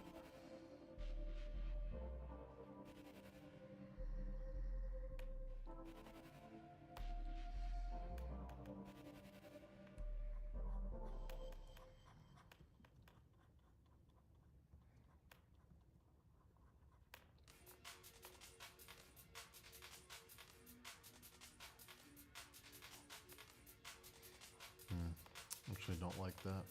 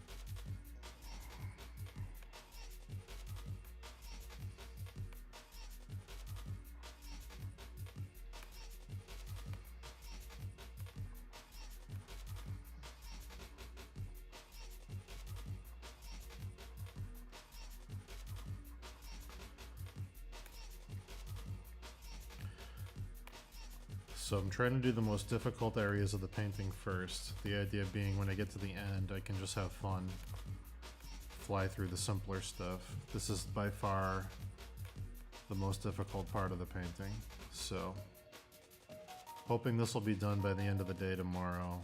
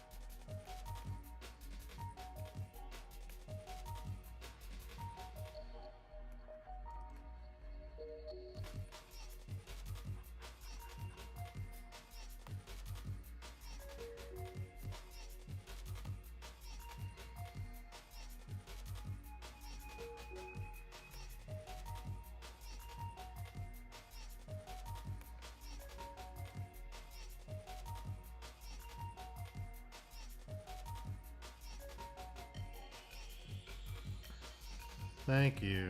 Yeah, I want it to be kind of subtle. It's going to be filtered out to this when the adjustments go on.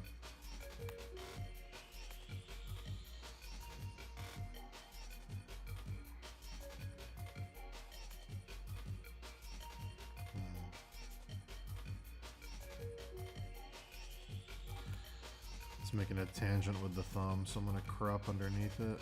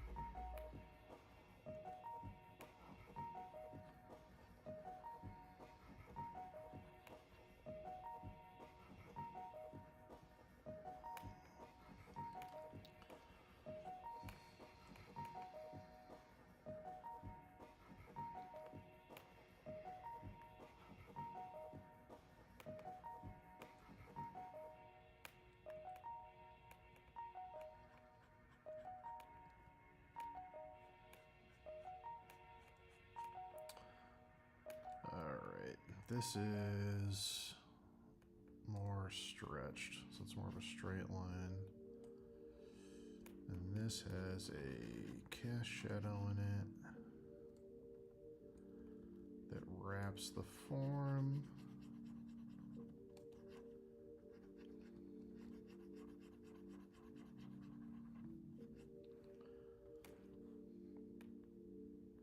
Yeah, that's about right.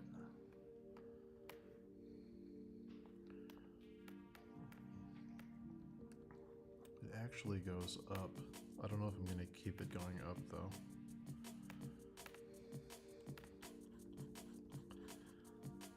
It's actually on an incline like that.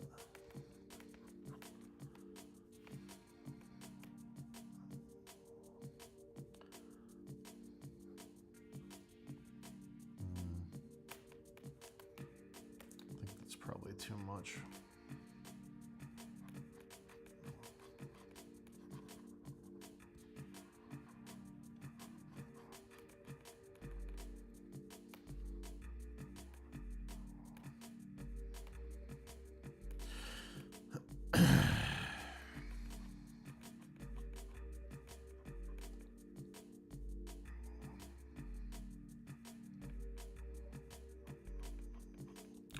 What's everybody working on?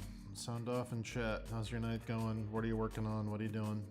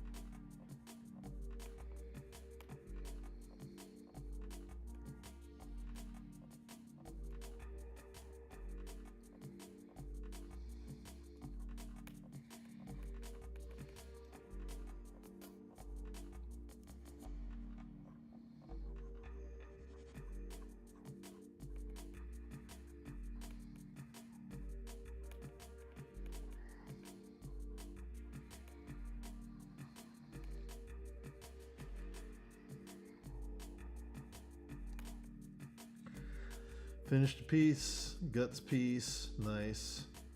Deadmans, you should send me the guts piece and tell me what's bothering you. I'd love to look at it. Help if I can. Pepito! Some random mech bits in 3D, anatomy nice. I love all those answers.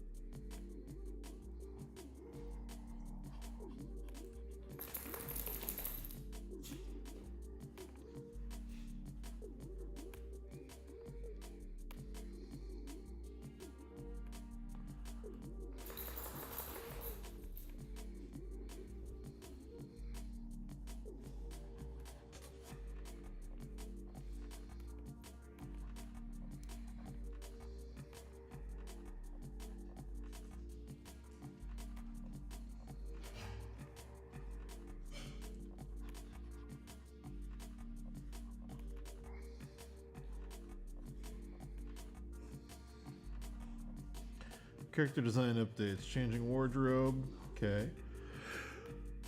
Hey, Maddie. It's a sleepy rendering night.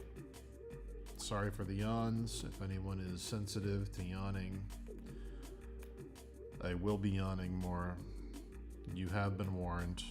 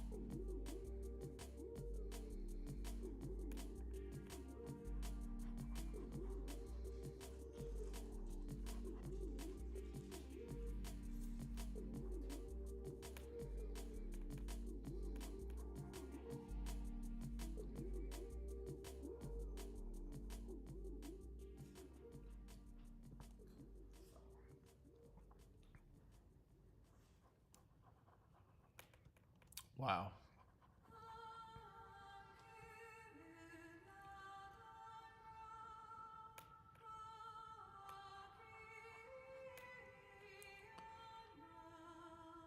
I know that sample.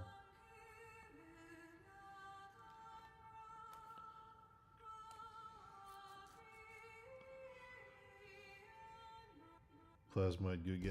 Nice.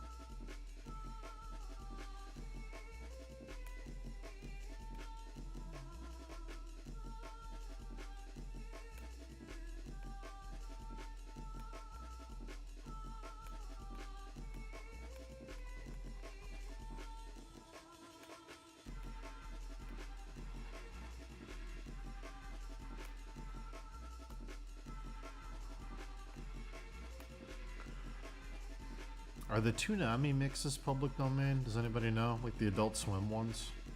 I'm guessing probably.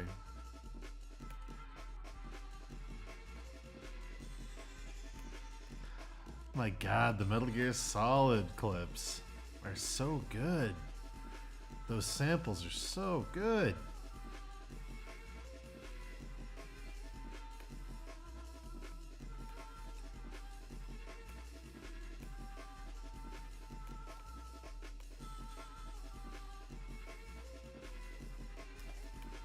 I think the vocals are from MGS actually.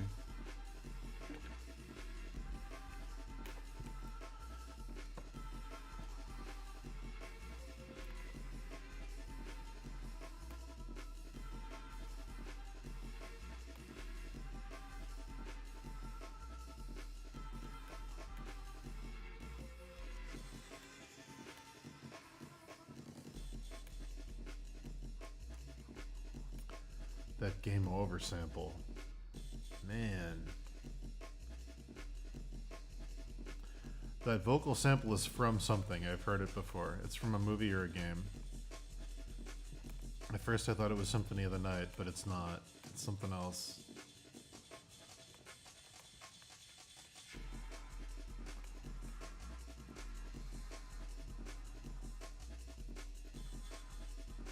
It might be a Castlevania game.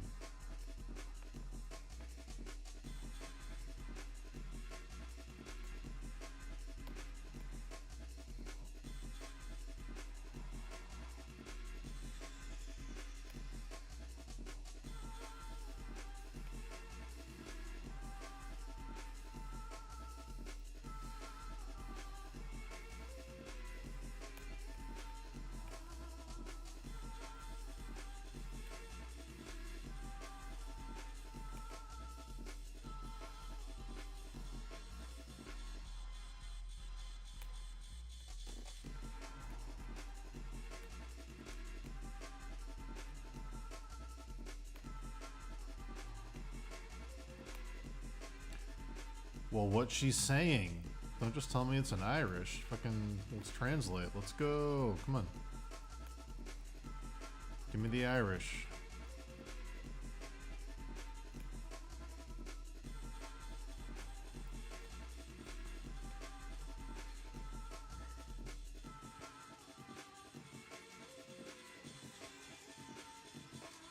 Yeah. That snake sample at the end. Fuck off. That's great.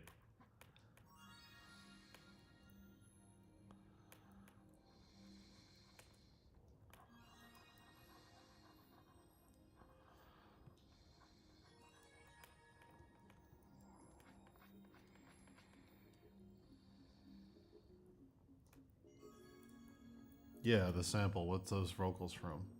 I thought it was from Metal Gear. Yeah. Thought so.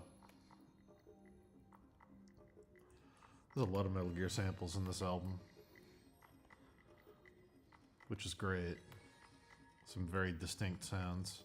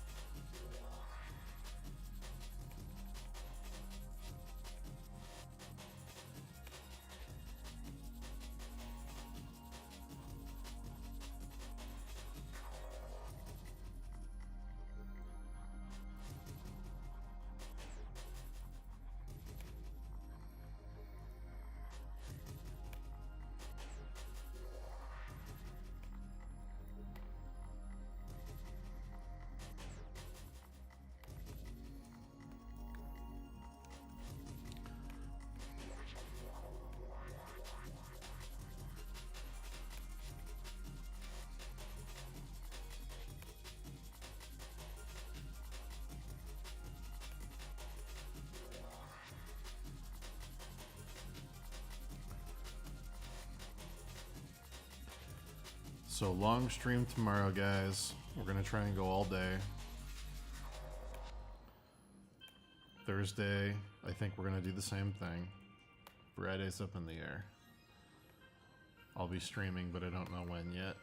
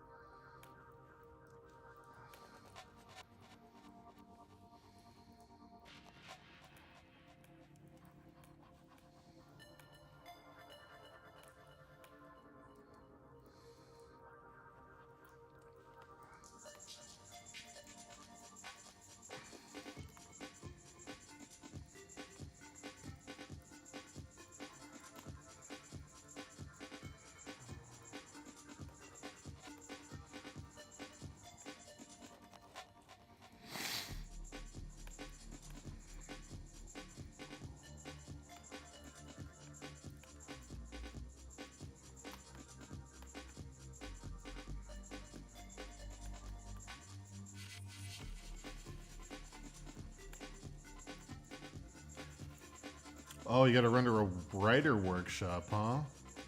Look how cool you are, being a writer. Have a great time. I love you. Write something amazing.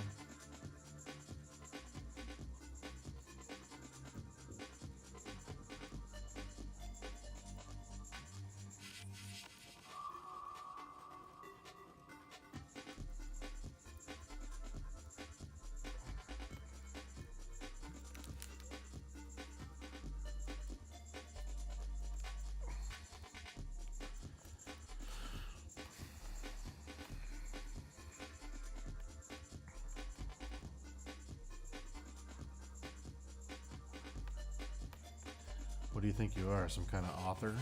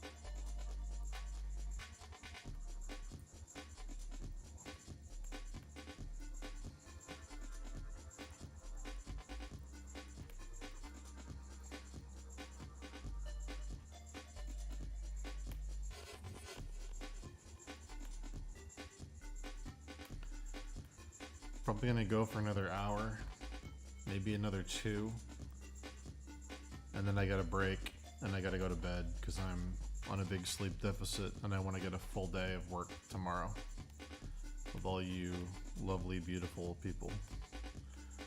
So I'm trying to start before noon tomorrow, go for the whole day, we'll see.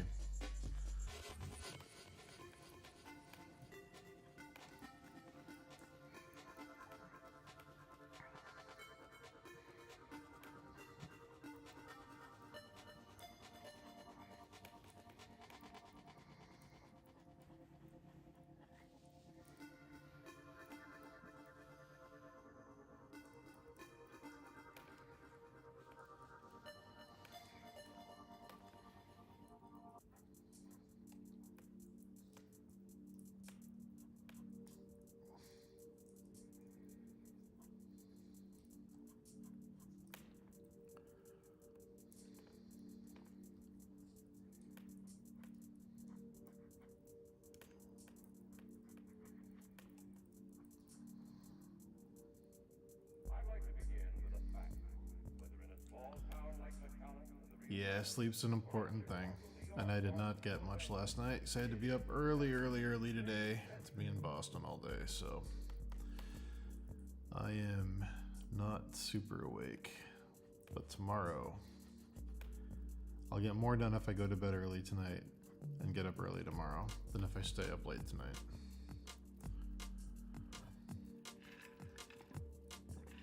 That's the way I gotta look at it.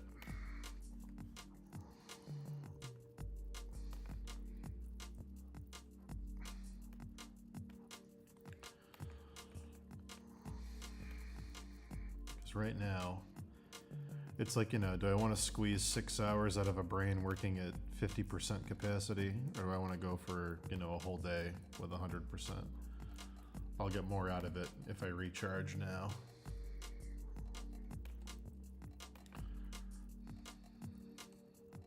Bye, Artie. Oh, I will play Dragon's Dogma before bed. I got 2 hours of that penciled in before bed, trust me. I want to be in bed by about 10. So I'm going to get off of here at 8. I'm going to eat. I'm going to play. I'm going to go to bed. That's me. For another hour, maybe 2 at the most. I'll be alive tonight.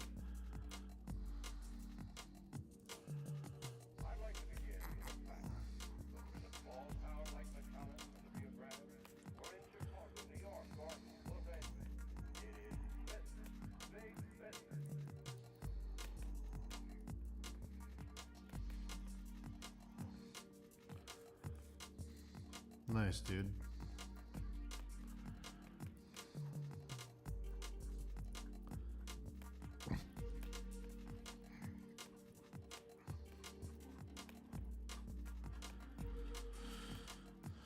Oh.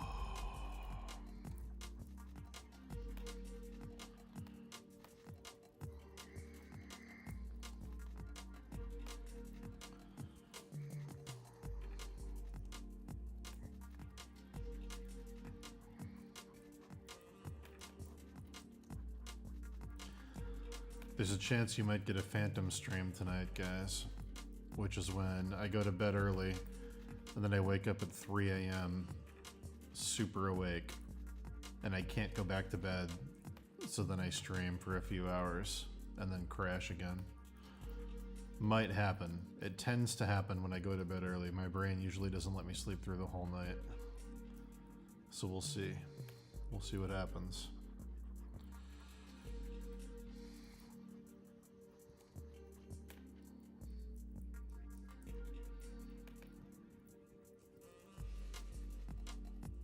What a sweet man you are, Johnny. What time zone? I'm in EST. I'm in Eastern time zone. Dogma stream? I don't think I can, because it's not on Mac and I play on PS5. I'd have to like put my TV behind my computer, which is hilarious, but also probably not great.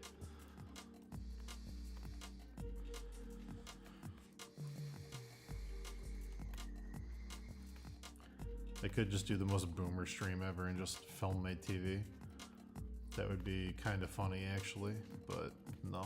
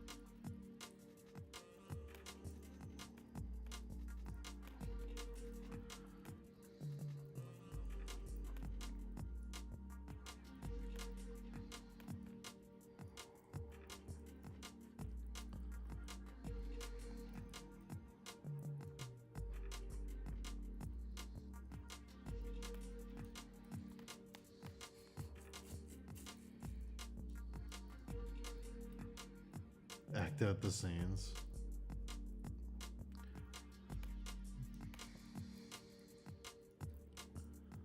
I found aught of use.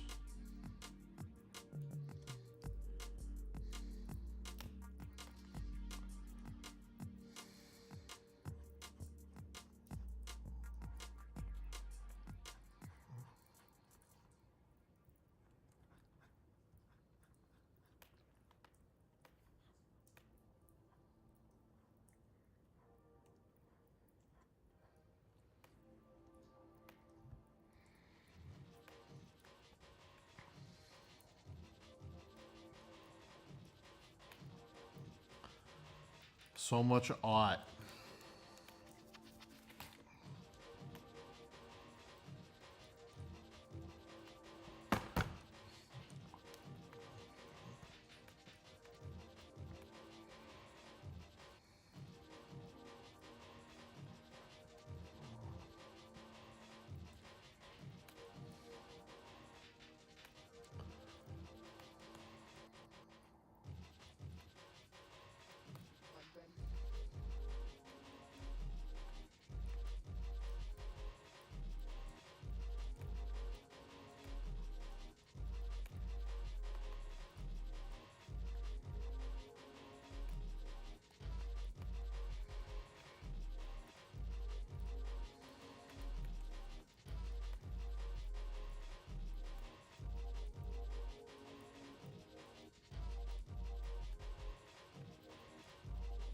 Did you know that, though? Did you know that when Vigo kicked the helmet, he broke his foot? Did you actually know that?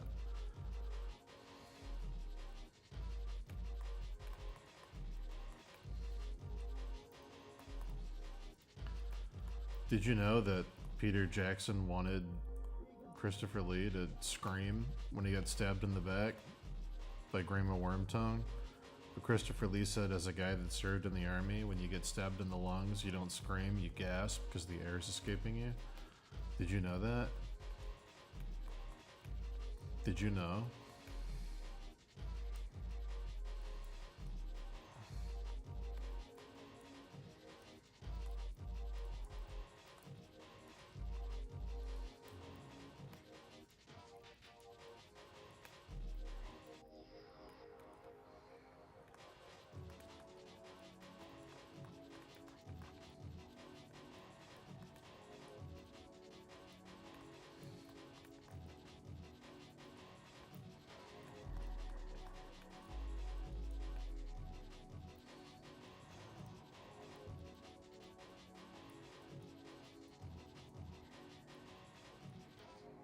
Now you know.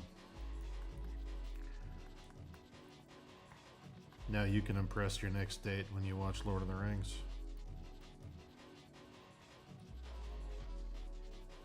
They're gonna think you're so fucking smart. You're gonna look over and tell them, and they're gonna be like, I'm fucking impressed.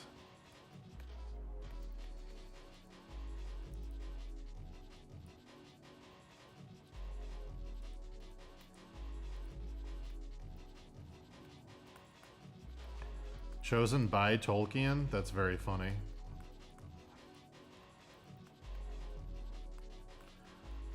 I can absolutely say that I disagree with Tolkien.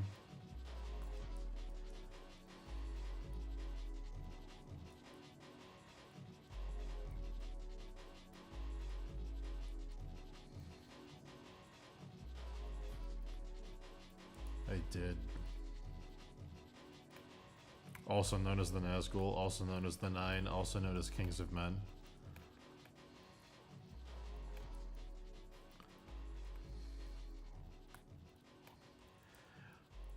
It's weird that the most, like, iconic thing in the book about the Nazgul didn't make it into the movies.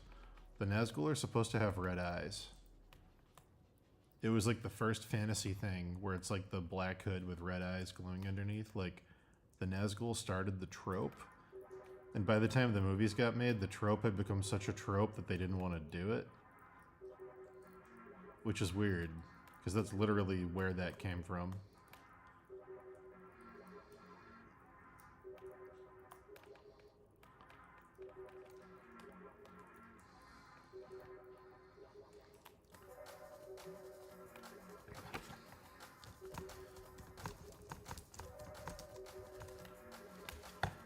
The most accurate portrayal of the Witch King is actually from the Rankin Bass cartoon, which is, I fucking love this cartoon. I think it's sick. Some people hate it, but yeah.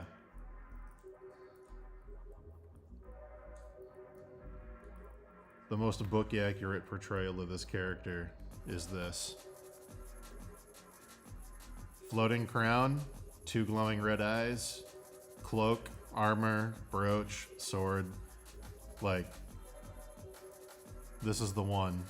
that it's supposed to look like.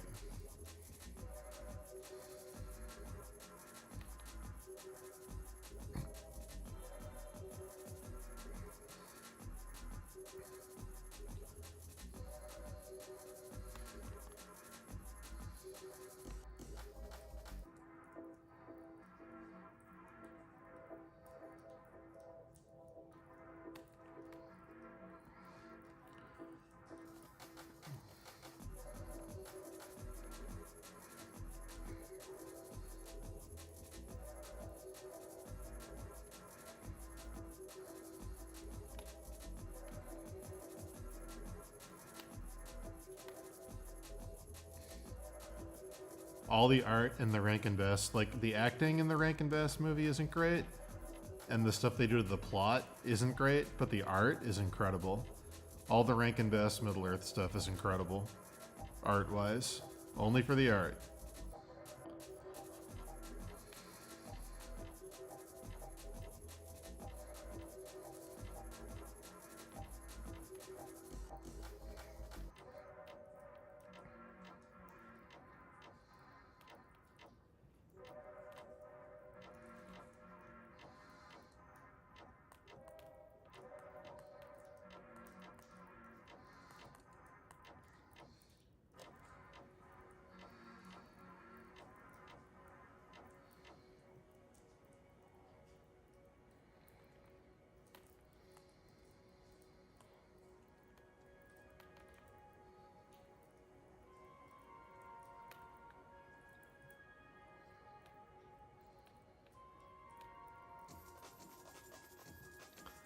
The one scene, well, not the one. The movie nailed a lot of scenes. The Peter Jackson movies nail a lot of scenes.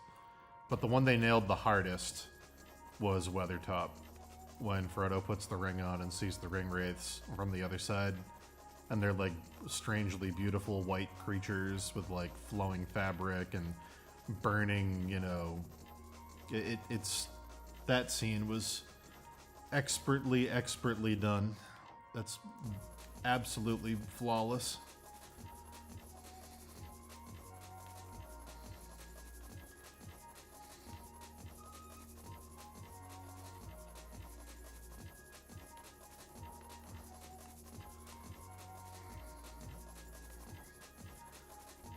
All the other iconic scenes are very good, but they're not book accurate.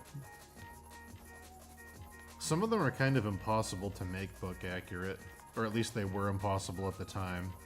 Like, you might be able to do the Balrog now. You definitely couldn't do the Balrog in the 90s.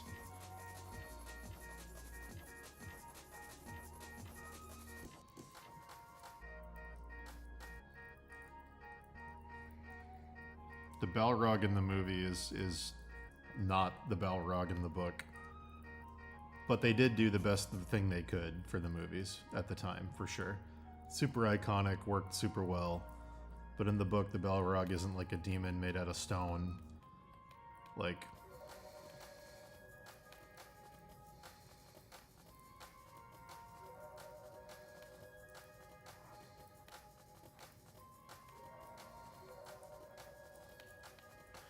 The Balrog wasn't even made of smoke, it's made of shadows. He's incorporeal, he doesn't have a physical form. He's made of shadow and fire. There's no physical body. It just, yeah. It's just a thing made out of shadow and fire. The coolest portrayal of the Balrog ever.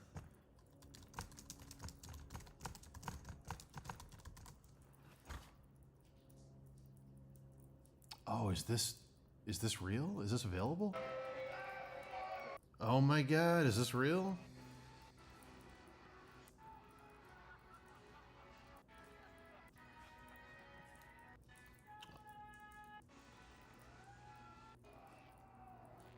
Oh no. This isn't going to be visible, is it? It's not going to be visible. Damn it. Let me see if I can find a link. I'm probably not going to be able to find a link for this because it's like lost media. That's too bad. There was a Lord of the Rings musical stage show that was absolutely incredible. And it only existed in London, and it never went on tour because it was such an expensive show to do, they couldn't take it on tour. So it was only on Drury Lane in London, and it was only for a limited amount of time. And once it was gone, it was gone. The songs were incredible. It wasn't like poppy musical. It was like all the songs sounded like they were written in Middle Earth. Like, it was great. Costumes were incredible. The fucking Ents were like dudes on stilts wearing giant trench coats painted like trees. Super, super awesome art design. I highly recommend looking it up if you've never seen it. But the Balrog, the way they did it, they had a fan. Actually, I'll draw it. It's easier if I draw it. I'll zoom in down here and I'll draw it. So they had, if this was the stage, right here, this is the flat stage. This is the top of the stage. You know, this is the opening.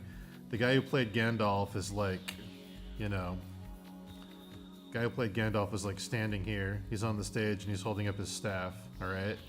He's hanging out here, and his staff has a little light on it, okay? The Balrog was made of cloth, and there was a giant fan behind the stage right here, a fan blowing towards the audience, and the Balrog was multiple pieces of cloth with a wire frame around parts of it like a kite. So one giant piece of black cloth with red light behind it went this way, and it had rips in it, and it was moving, so it looked like fire.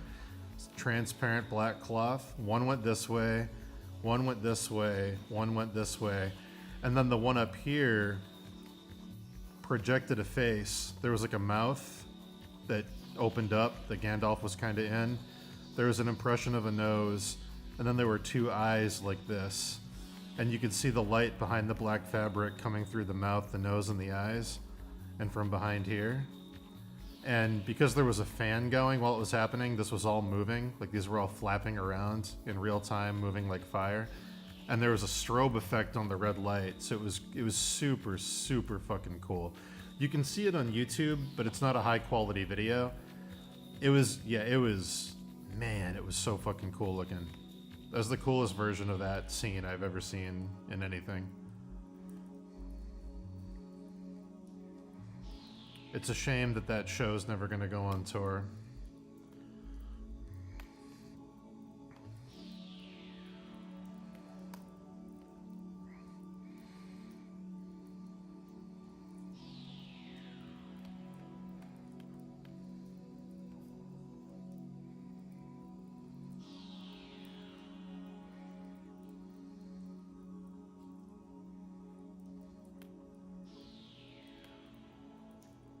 I wasn't able to see it live. I waited in line and I couldn't get in.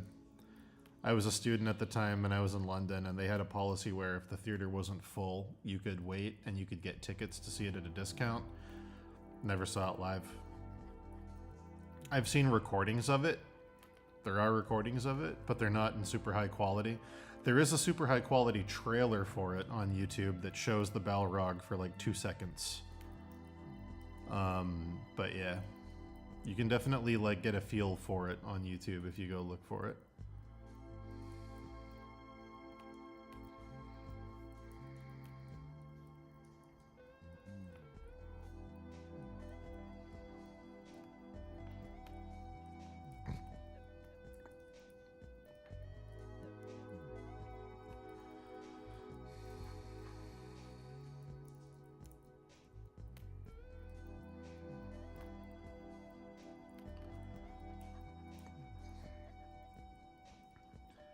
The way they handle some of the scenes is super cool.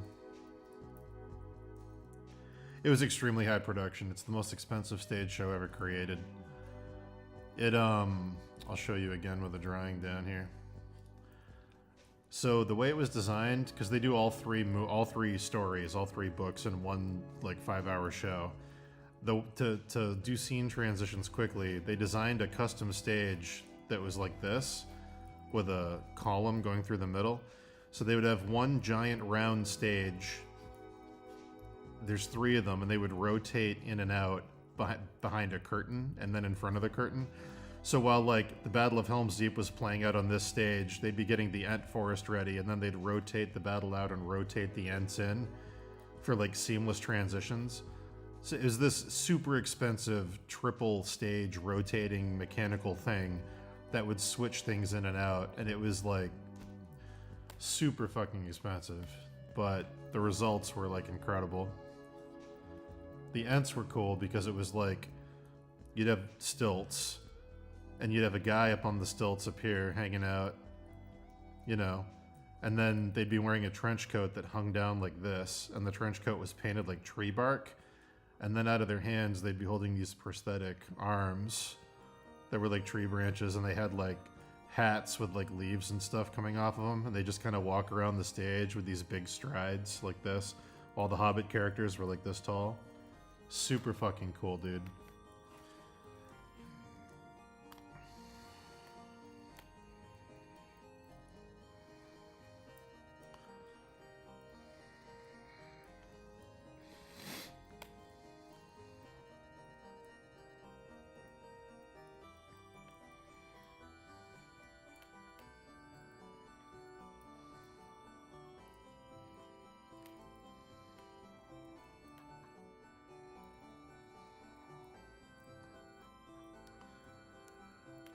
It's also a cool form function thing, which I'm like obsessed with, because Tolkien's universe is supposed to be a song.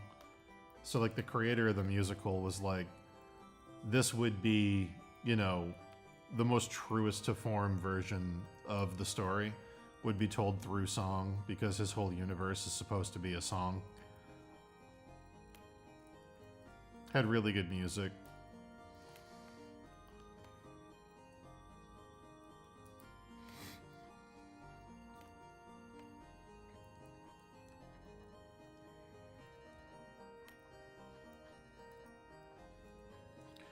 Man, if the leaked rumors about the Rings of Power Season 2 are true, you're gonna see the song that creates the universe at the first episode. It sounds cringy as fuck, though. I hope they don't do it. Supposedly, the rumor from the leak is the first thing you're gonna see, beginning of Season 2, is a black screen, and you're gonna hear a choir start to harmonize, and then lights are gonna start to slowly appear like the cosmos, and then some of the choir are gonna go discordant, and then it's gonna be like some artsy rendition of the beginning of the Silmarillion, and it sounds very bad. It just sounds like a bad thing to do for a stage, because then what's gonna happen next, according to the leak, is the lights that are in the cosmos are gonna form into naked human bodies with the genders obscured. Like the genitals won't be there. They're just gonna be like glowing naked people in a void. And like those are gonna be the Valar, and it like they're gonna start talking to each other. It just sounds very high concept and very bad. It sounds very cringe. I don't think they canceled the Rings of Power Season 2. I didn't hear that. They spent so much money on that. I don't think they'd cancel it, but maybe I'm wrong.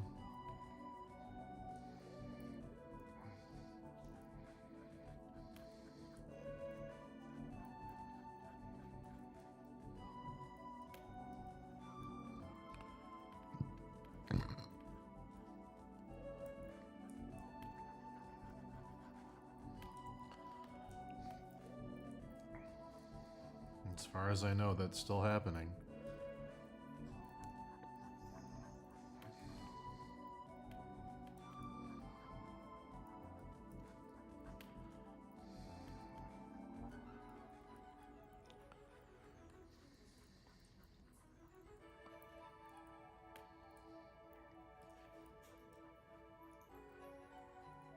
This has to be Bomberman 64 music.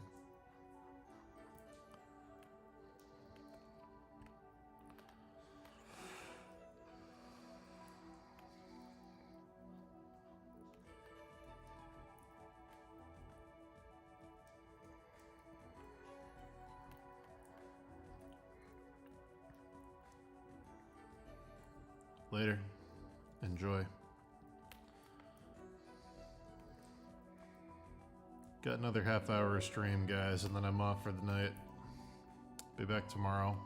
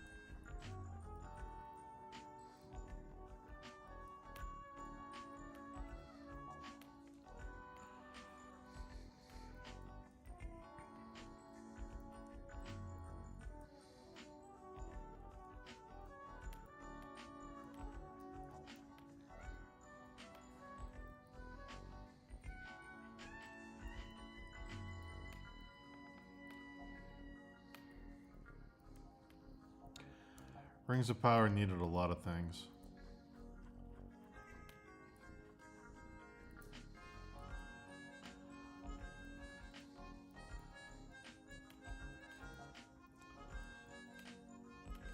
It needed a better villain. It needed a coherent made character.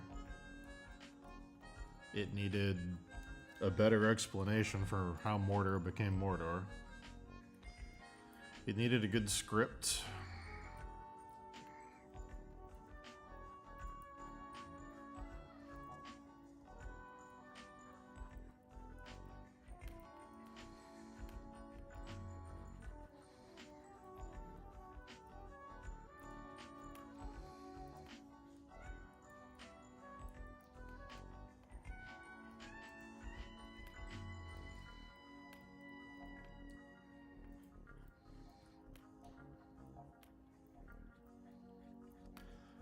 It fell into the trap that Hollywood's been in for a while, that Disney started, where you get an IP that's too big to fail, you throw a ton of money into the production aspect of it, and then you save money by hiring an unknown writer you don't have to pay a ton of money to. Then if it's a success, they get a royalty on the back end that compensates the low pay, and if it bombs, they suffer the consequences. Disney started doing it after the first Avengers movie, when they started giving the post Avengers 1 movies to like unknown directors and like, you know, indie directors and stuff. Like for every James Gunn where it worked out really well, there was like a handful of failures. And then other studios started copying that model. And Amazon definitely did with Rings of Power. I think most people assumed it was too big to fail. And, yeah. It is a shame. But it's also, you know, the biggest thing Rings of Power needed was the source material. Because they don't have the rights. They're telling a story from the end of the Silmarillion, and they don't have the rights to the Silmarillion. Like, the reason they couldn't say the word, like, Morgoth, and they couldn't, like, show all the cool shit in the prequel parts, they only bought the rights to the appendices of the Return of the King. They didn't buy the rights to the Silmarillion. So to save money, you know, they can only say things that are in those appendices. They can't say, you know, the history of any of the characters. They can't show any of the iconic battles because none of those things are detailed in the appendices of the Return of the King. It's very, very dumb. It's like, if you wanted to adapt Romeo and Juliet and it was still under copyright and you bought the Cliff Notes version of Romeo and Juliet, like Romeo and Juliet, or like Shakespeare for Dummies, if you bought the rights to that instead of the book, It's very much that. It's like, what are you guys doing? Like, yeah.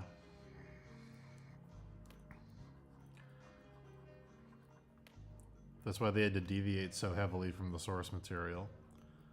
Because they don't have the rights to do the source material. It's a very weird way the Tolkien estate divided up the rights to all the work.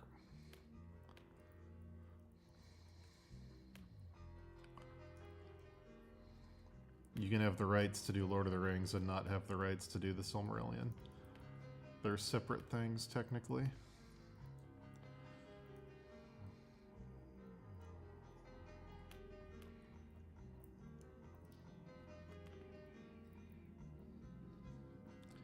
Yeah. You can't adapt the source material without buying the rights to adapt the source material. It's just not possible. And nothing they're going to write is going to be better than what Tolkien wrote, because, you know, it's Tolkien's universe. Fall of Numenor and all that stuff's a really good story, and you could do a really awesome TV adaptation of it, but you need to buy the rights to it.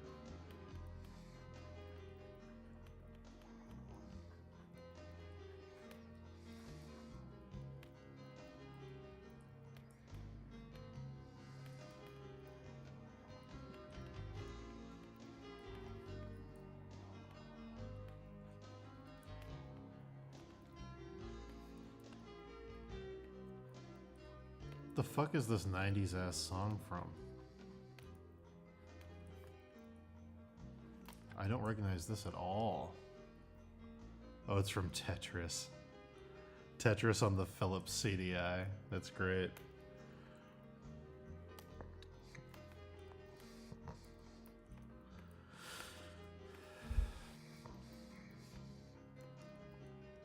Tetris on the Excuse Me Princess.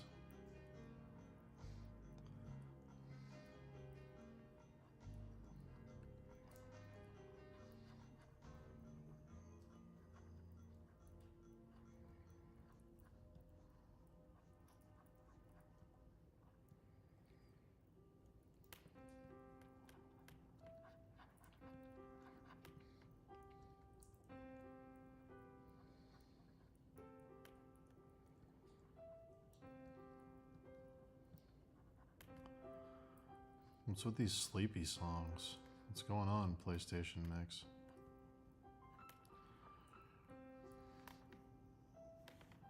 It's from The Sims. Fuck off.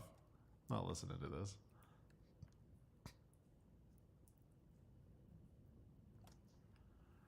Whoa.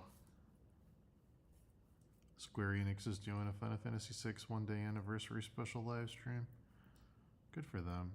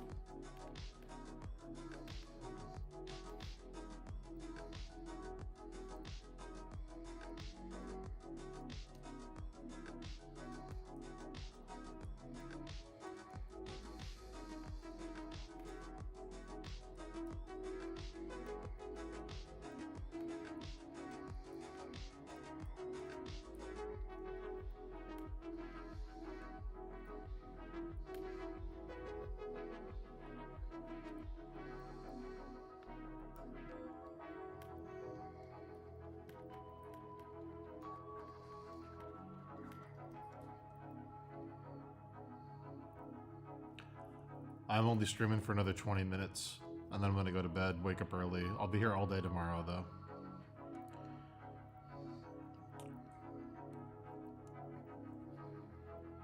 Today is kind of a lost cause. Had to run around and do too much stuff today, so I'm pretty fucking tired. I'll be back tomorrow, though.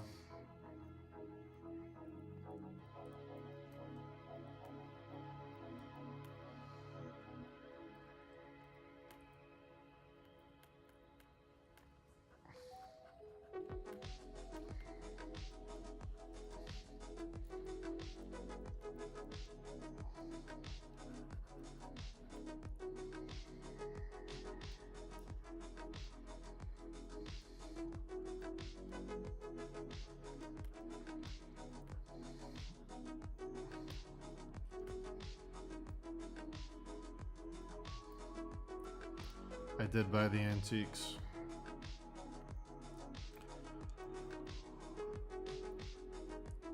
Oh man, I'm tired. Oh god. Today was a long day.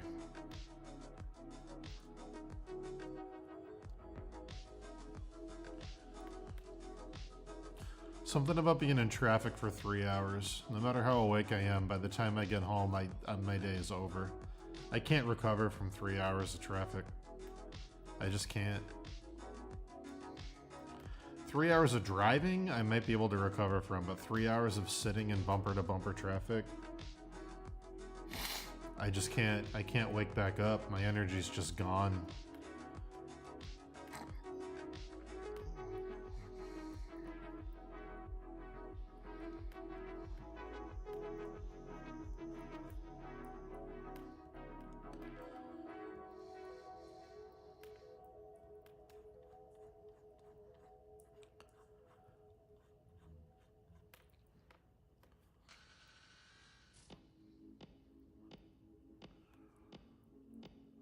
I don't like that these are the same basic shape. I might change that.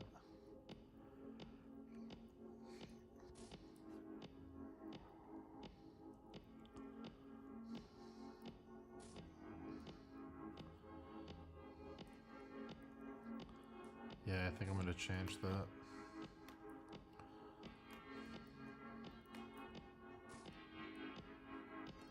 Why not walk? What do you mean? Instead of drive? What?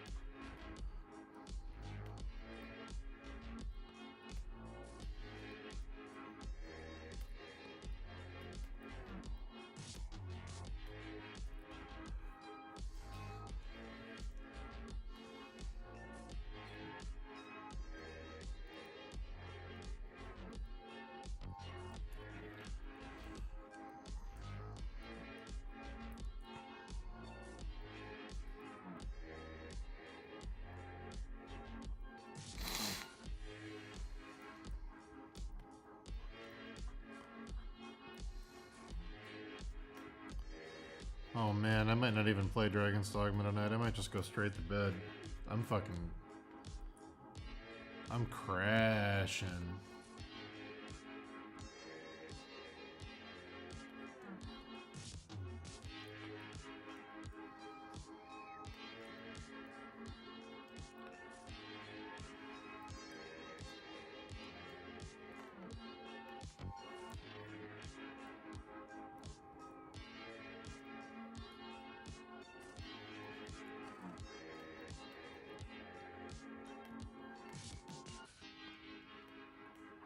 Oof.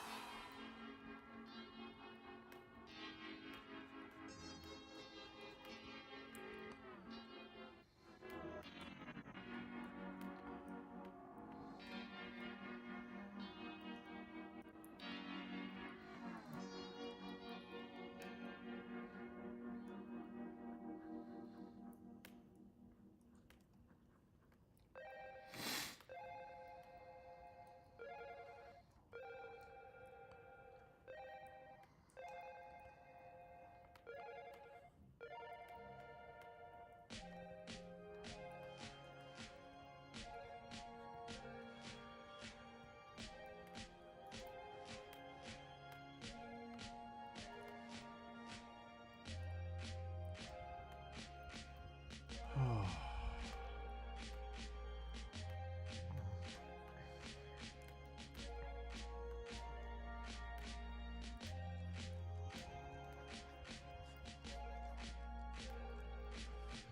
10 more minutes, and then I'm off.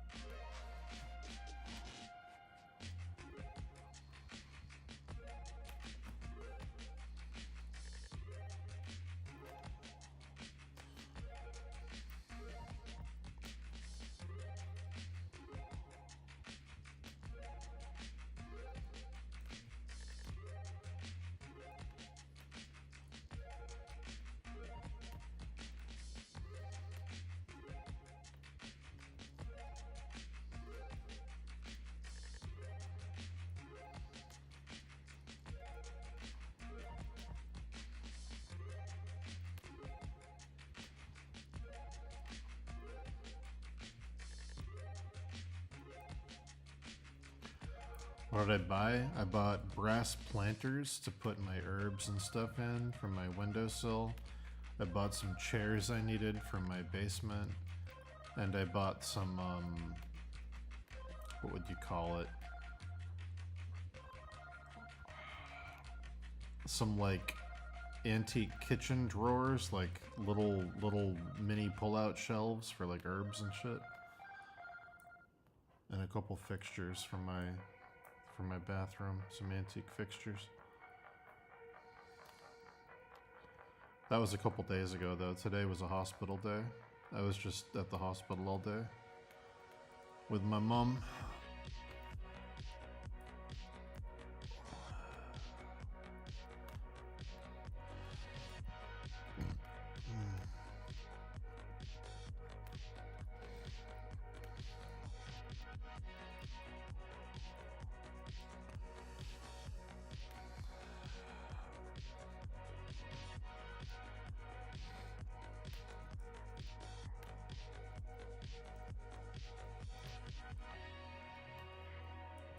I needed some chairs for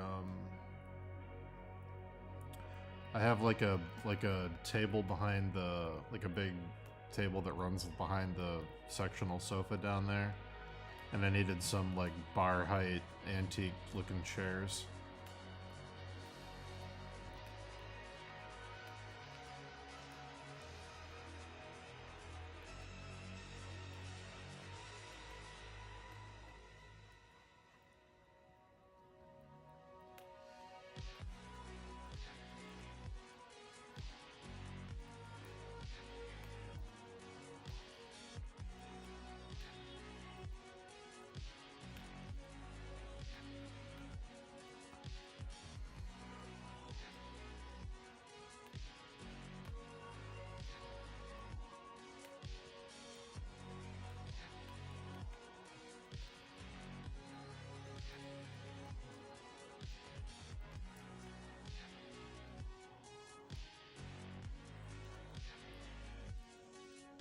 For D&D, no. It's just if I have guests over and they want to play a game or watch TV or something, it's a place people can sit.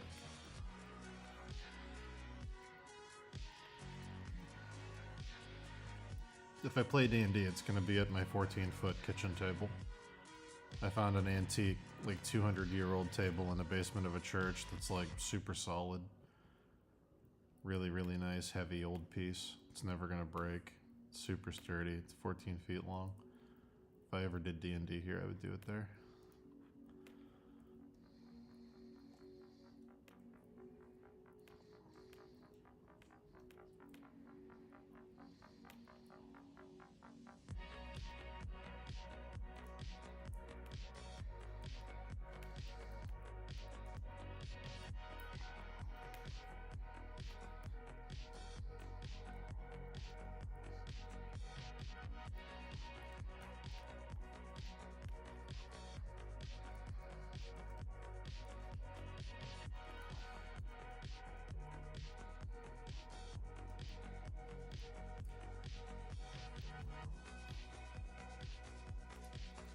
Romeo is a Riz Lord. This is true.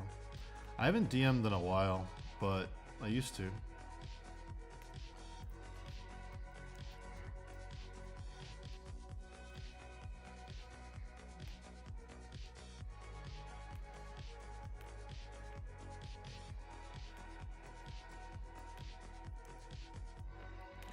How big is my kitchen? I mean, it's open concept, so the second floor of the house is the kitchen level. I can sketch it out. It's so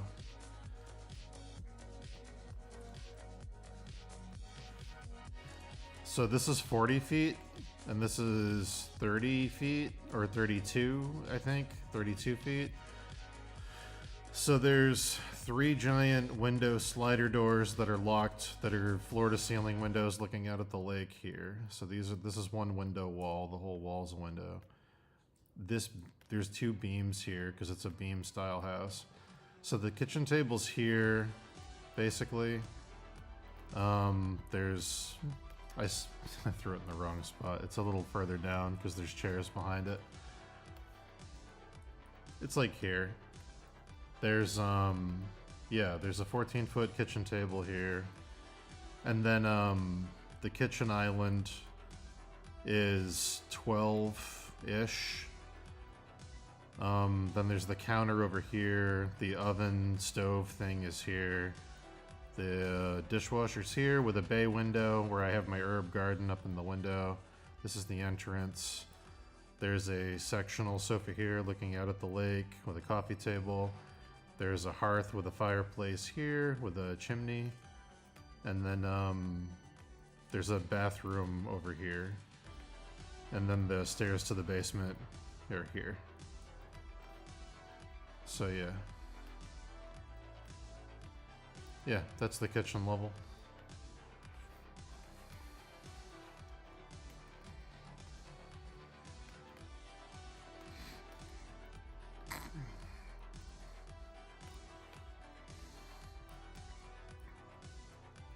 Yeah, it's all open.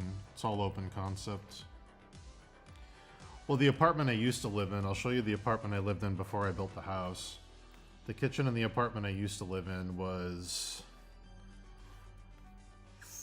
3 1/2 wide. It was a galley kitchen by 10. There was a pantry in the wall here. There was a stove.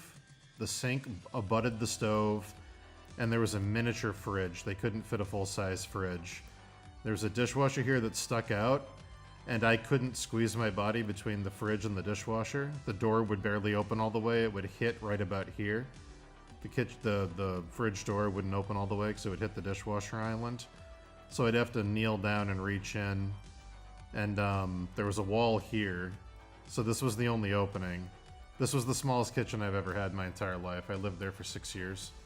So when I built this house and I got to design it, I was like, I want a huge fucking kitchen because I fucking hate my kitchen so much. And yeah, that was like the first thing I did. I was like, I want the biggest, most open kitchen in the fucking world. Because fuck this.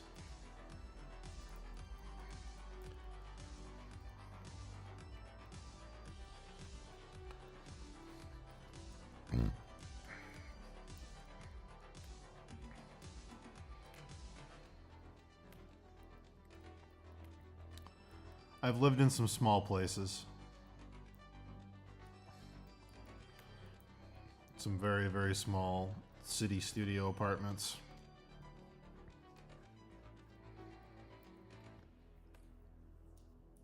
That's why when I lived here, when I built this place and moved in, I was like, I want everything open concept. I want to design the whole house for entertaining.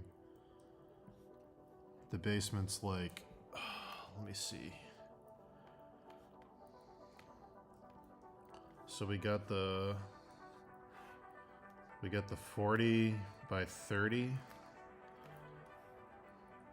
So the basement, there is a false, well, there's a wall here. This is the boiler room. This is the washer dryer with a sink and a shelf. And then I put a big barn door here that can slide either this way or this way. So it looks like a wooden wall with pictures on it. You can grab the wall and slide it down to open up the washroom or open up the boiler room. So it's like a big wood feature wall. There's an entryway here that goes out to the lake with a boot box and a storage thing here with a painting above it. Come in, again, like the upstairs, there's the slider doors looking out at the lake. There's a hot tub over here, outside on the porch. This section is closed off. This is the bedroom, because this house tends to technically be a one bedroom. So this is the one bedroom, and then this is a bath. It's a big bathroom with a tub over here, a toilet under the staircase, a big shower, this, pass through to the bedroom. And then there's a TV, like a theater mount thing here, and then there's another sectional here with a coffee table. So it's, yeah, it's all very, yeah, it works out well, but it's a full space.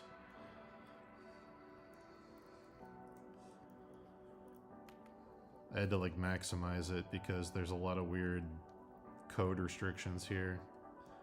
It has to technically qualify as a 1-bedroom, so I couldn't add any other spaces. Technically, the 3rd floor could be considered a bedroom someday if I wanted it to be like the master, but like it's weird.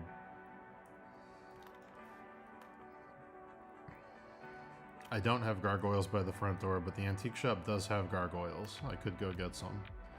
They have some they pulled out of an old church.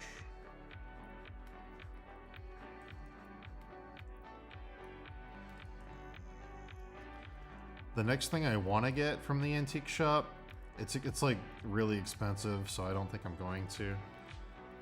I'll just end the stream on this because it's already time. Let me save this and I'll show you the next thing I want to get. There's an Asian antique shop in Western Massachusetts. And they have, so if this is the ground, they have a thing that's in sections that looks like this.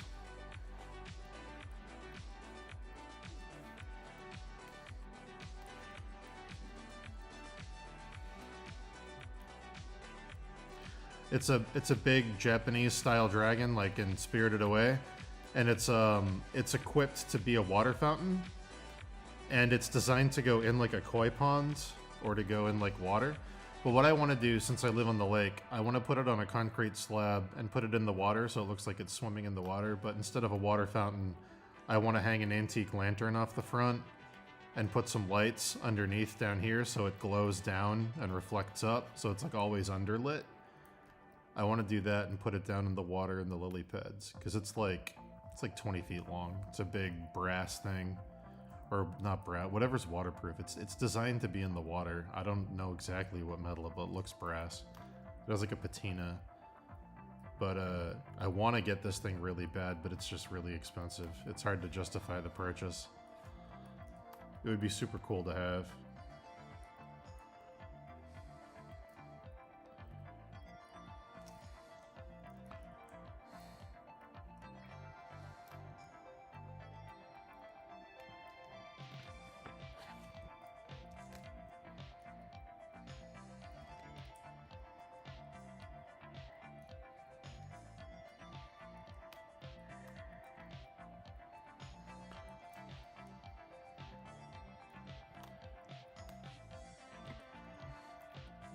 It'd be really cool on foggy mornings on the lake with like the lantern lit up with like turtles sunbathing on its back and stuff, or like the heron sitting on it. Be really, really cool.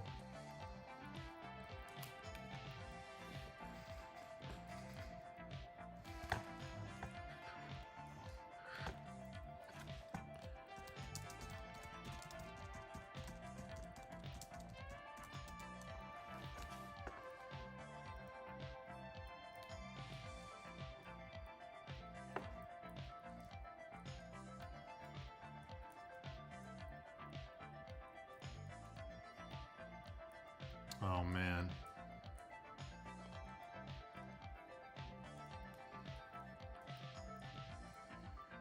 This antique shop's so cool.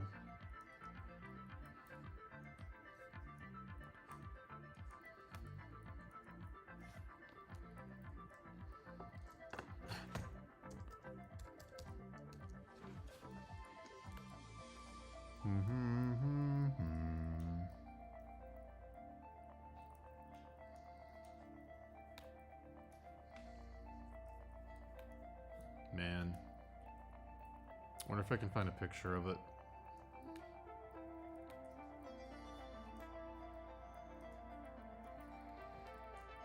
Let's see.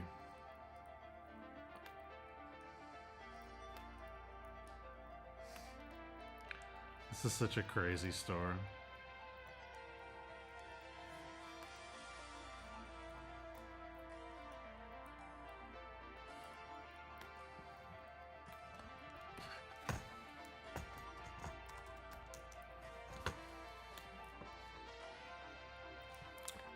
Let's see.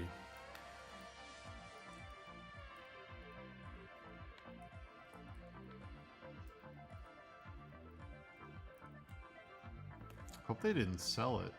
They might have sold it.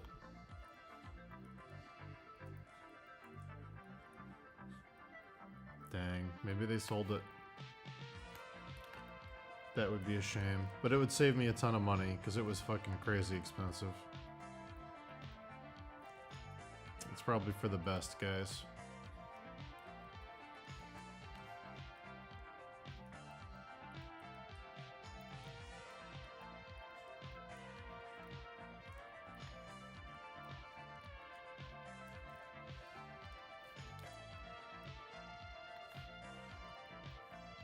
Jeez.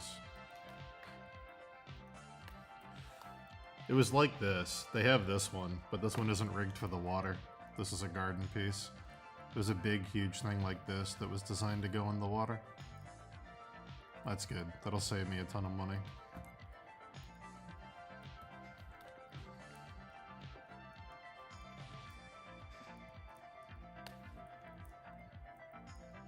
Yeah, time for me to go. Later, guys. Thanks for coming. I'll be here tomorrow.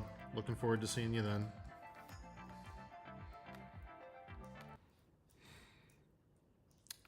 Have a lovely evening wherever you are. And I'll see you. Until next time.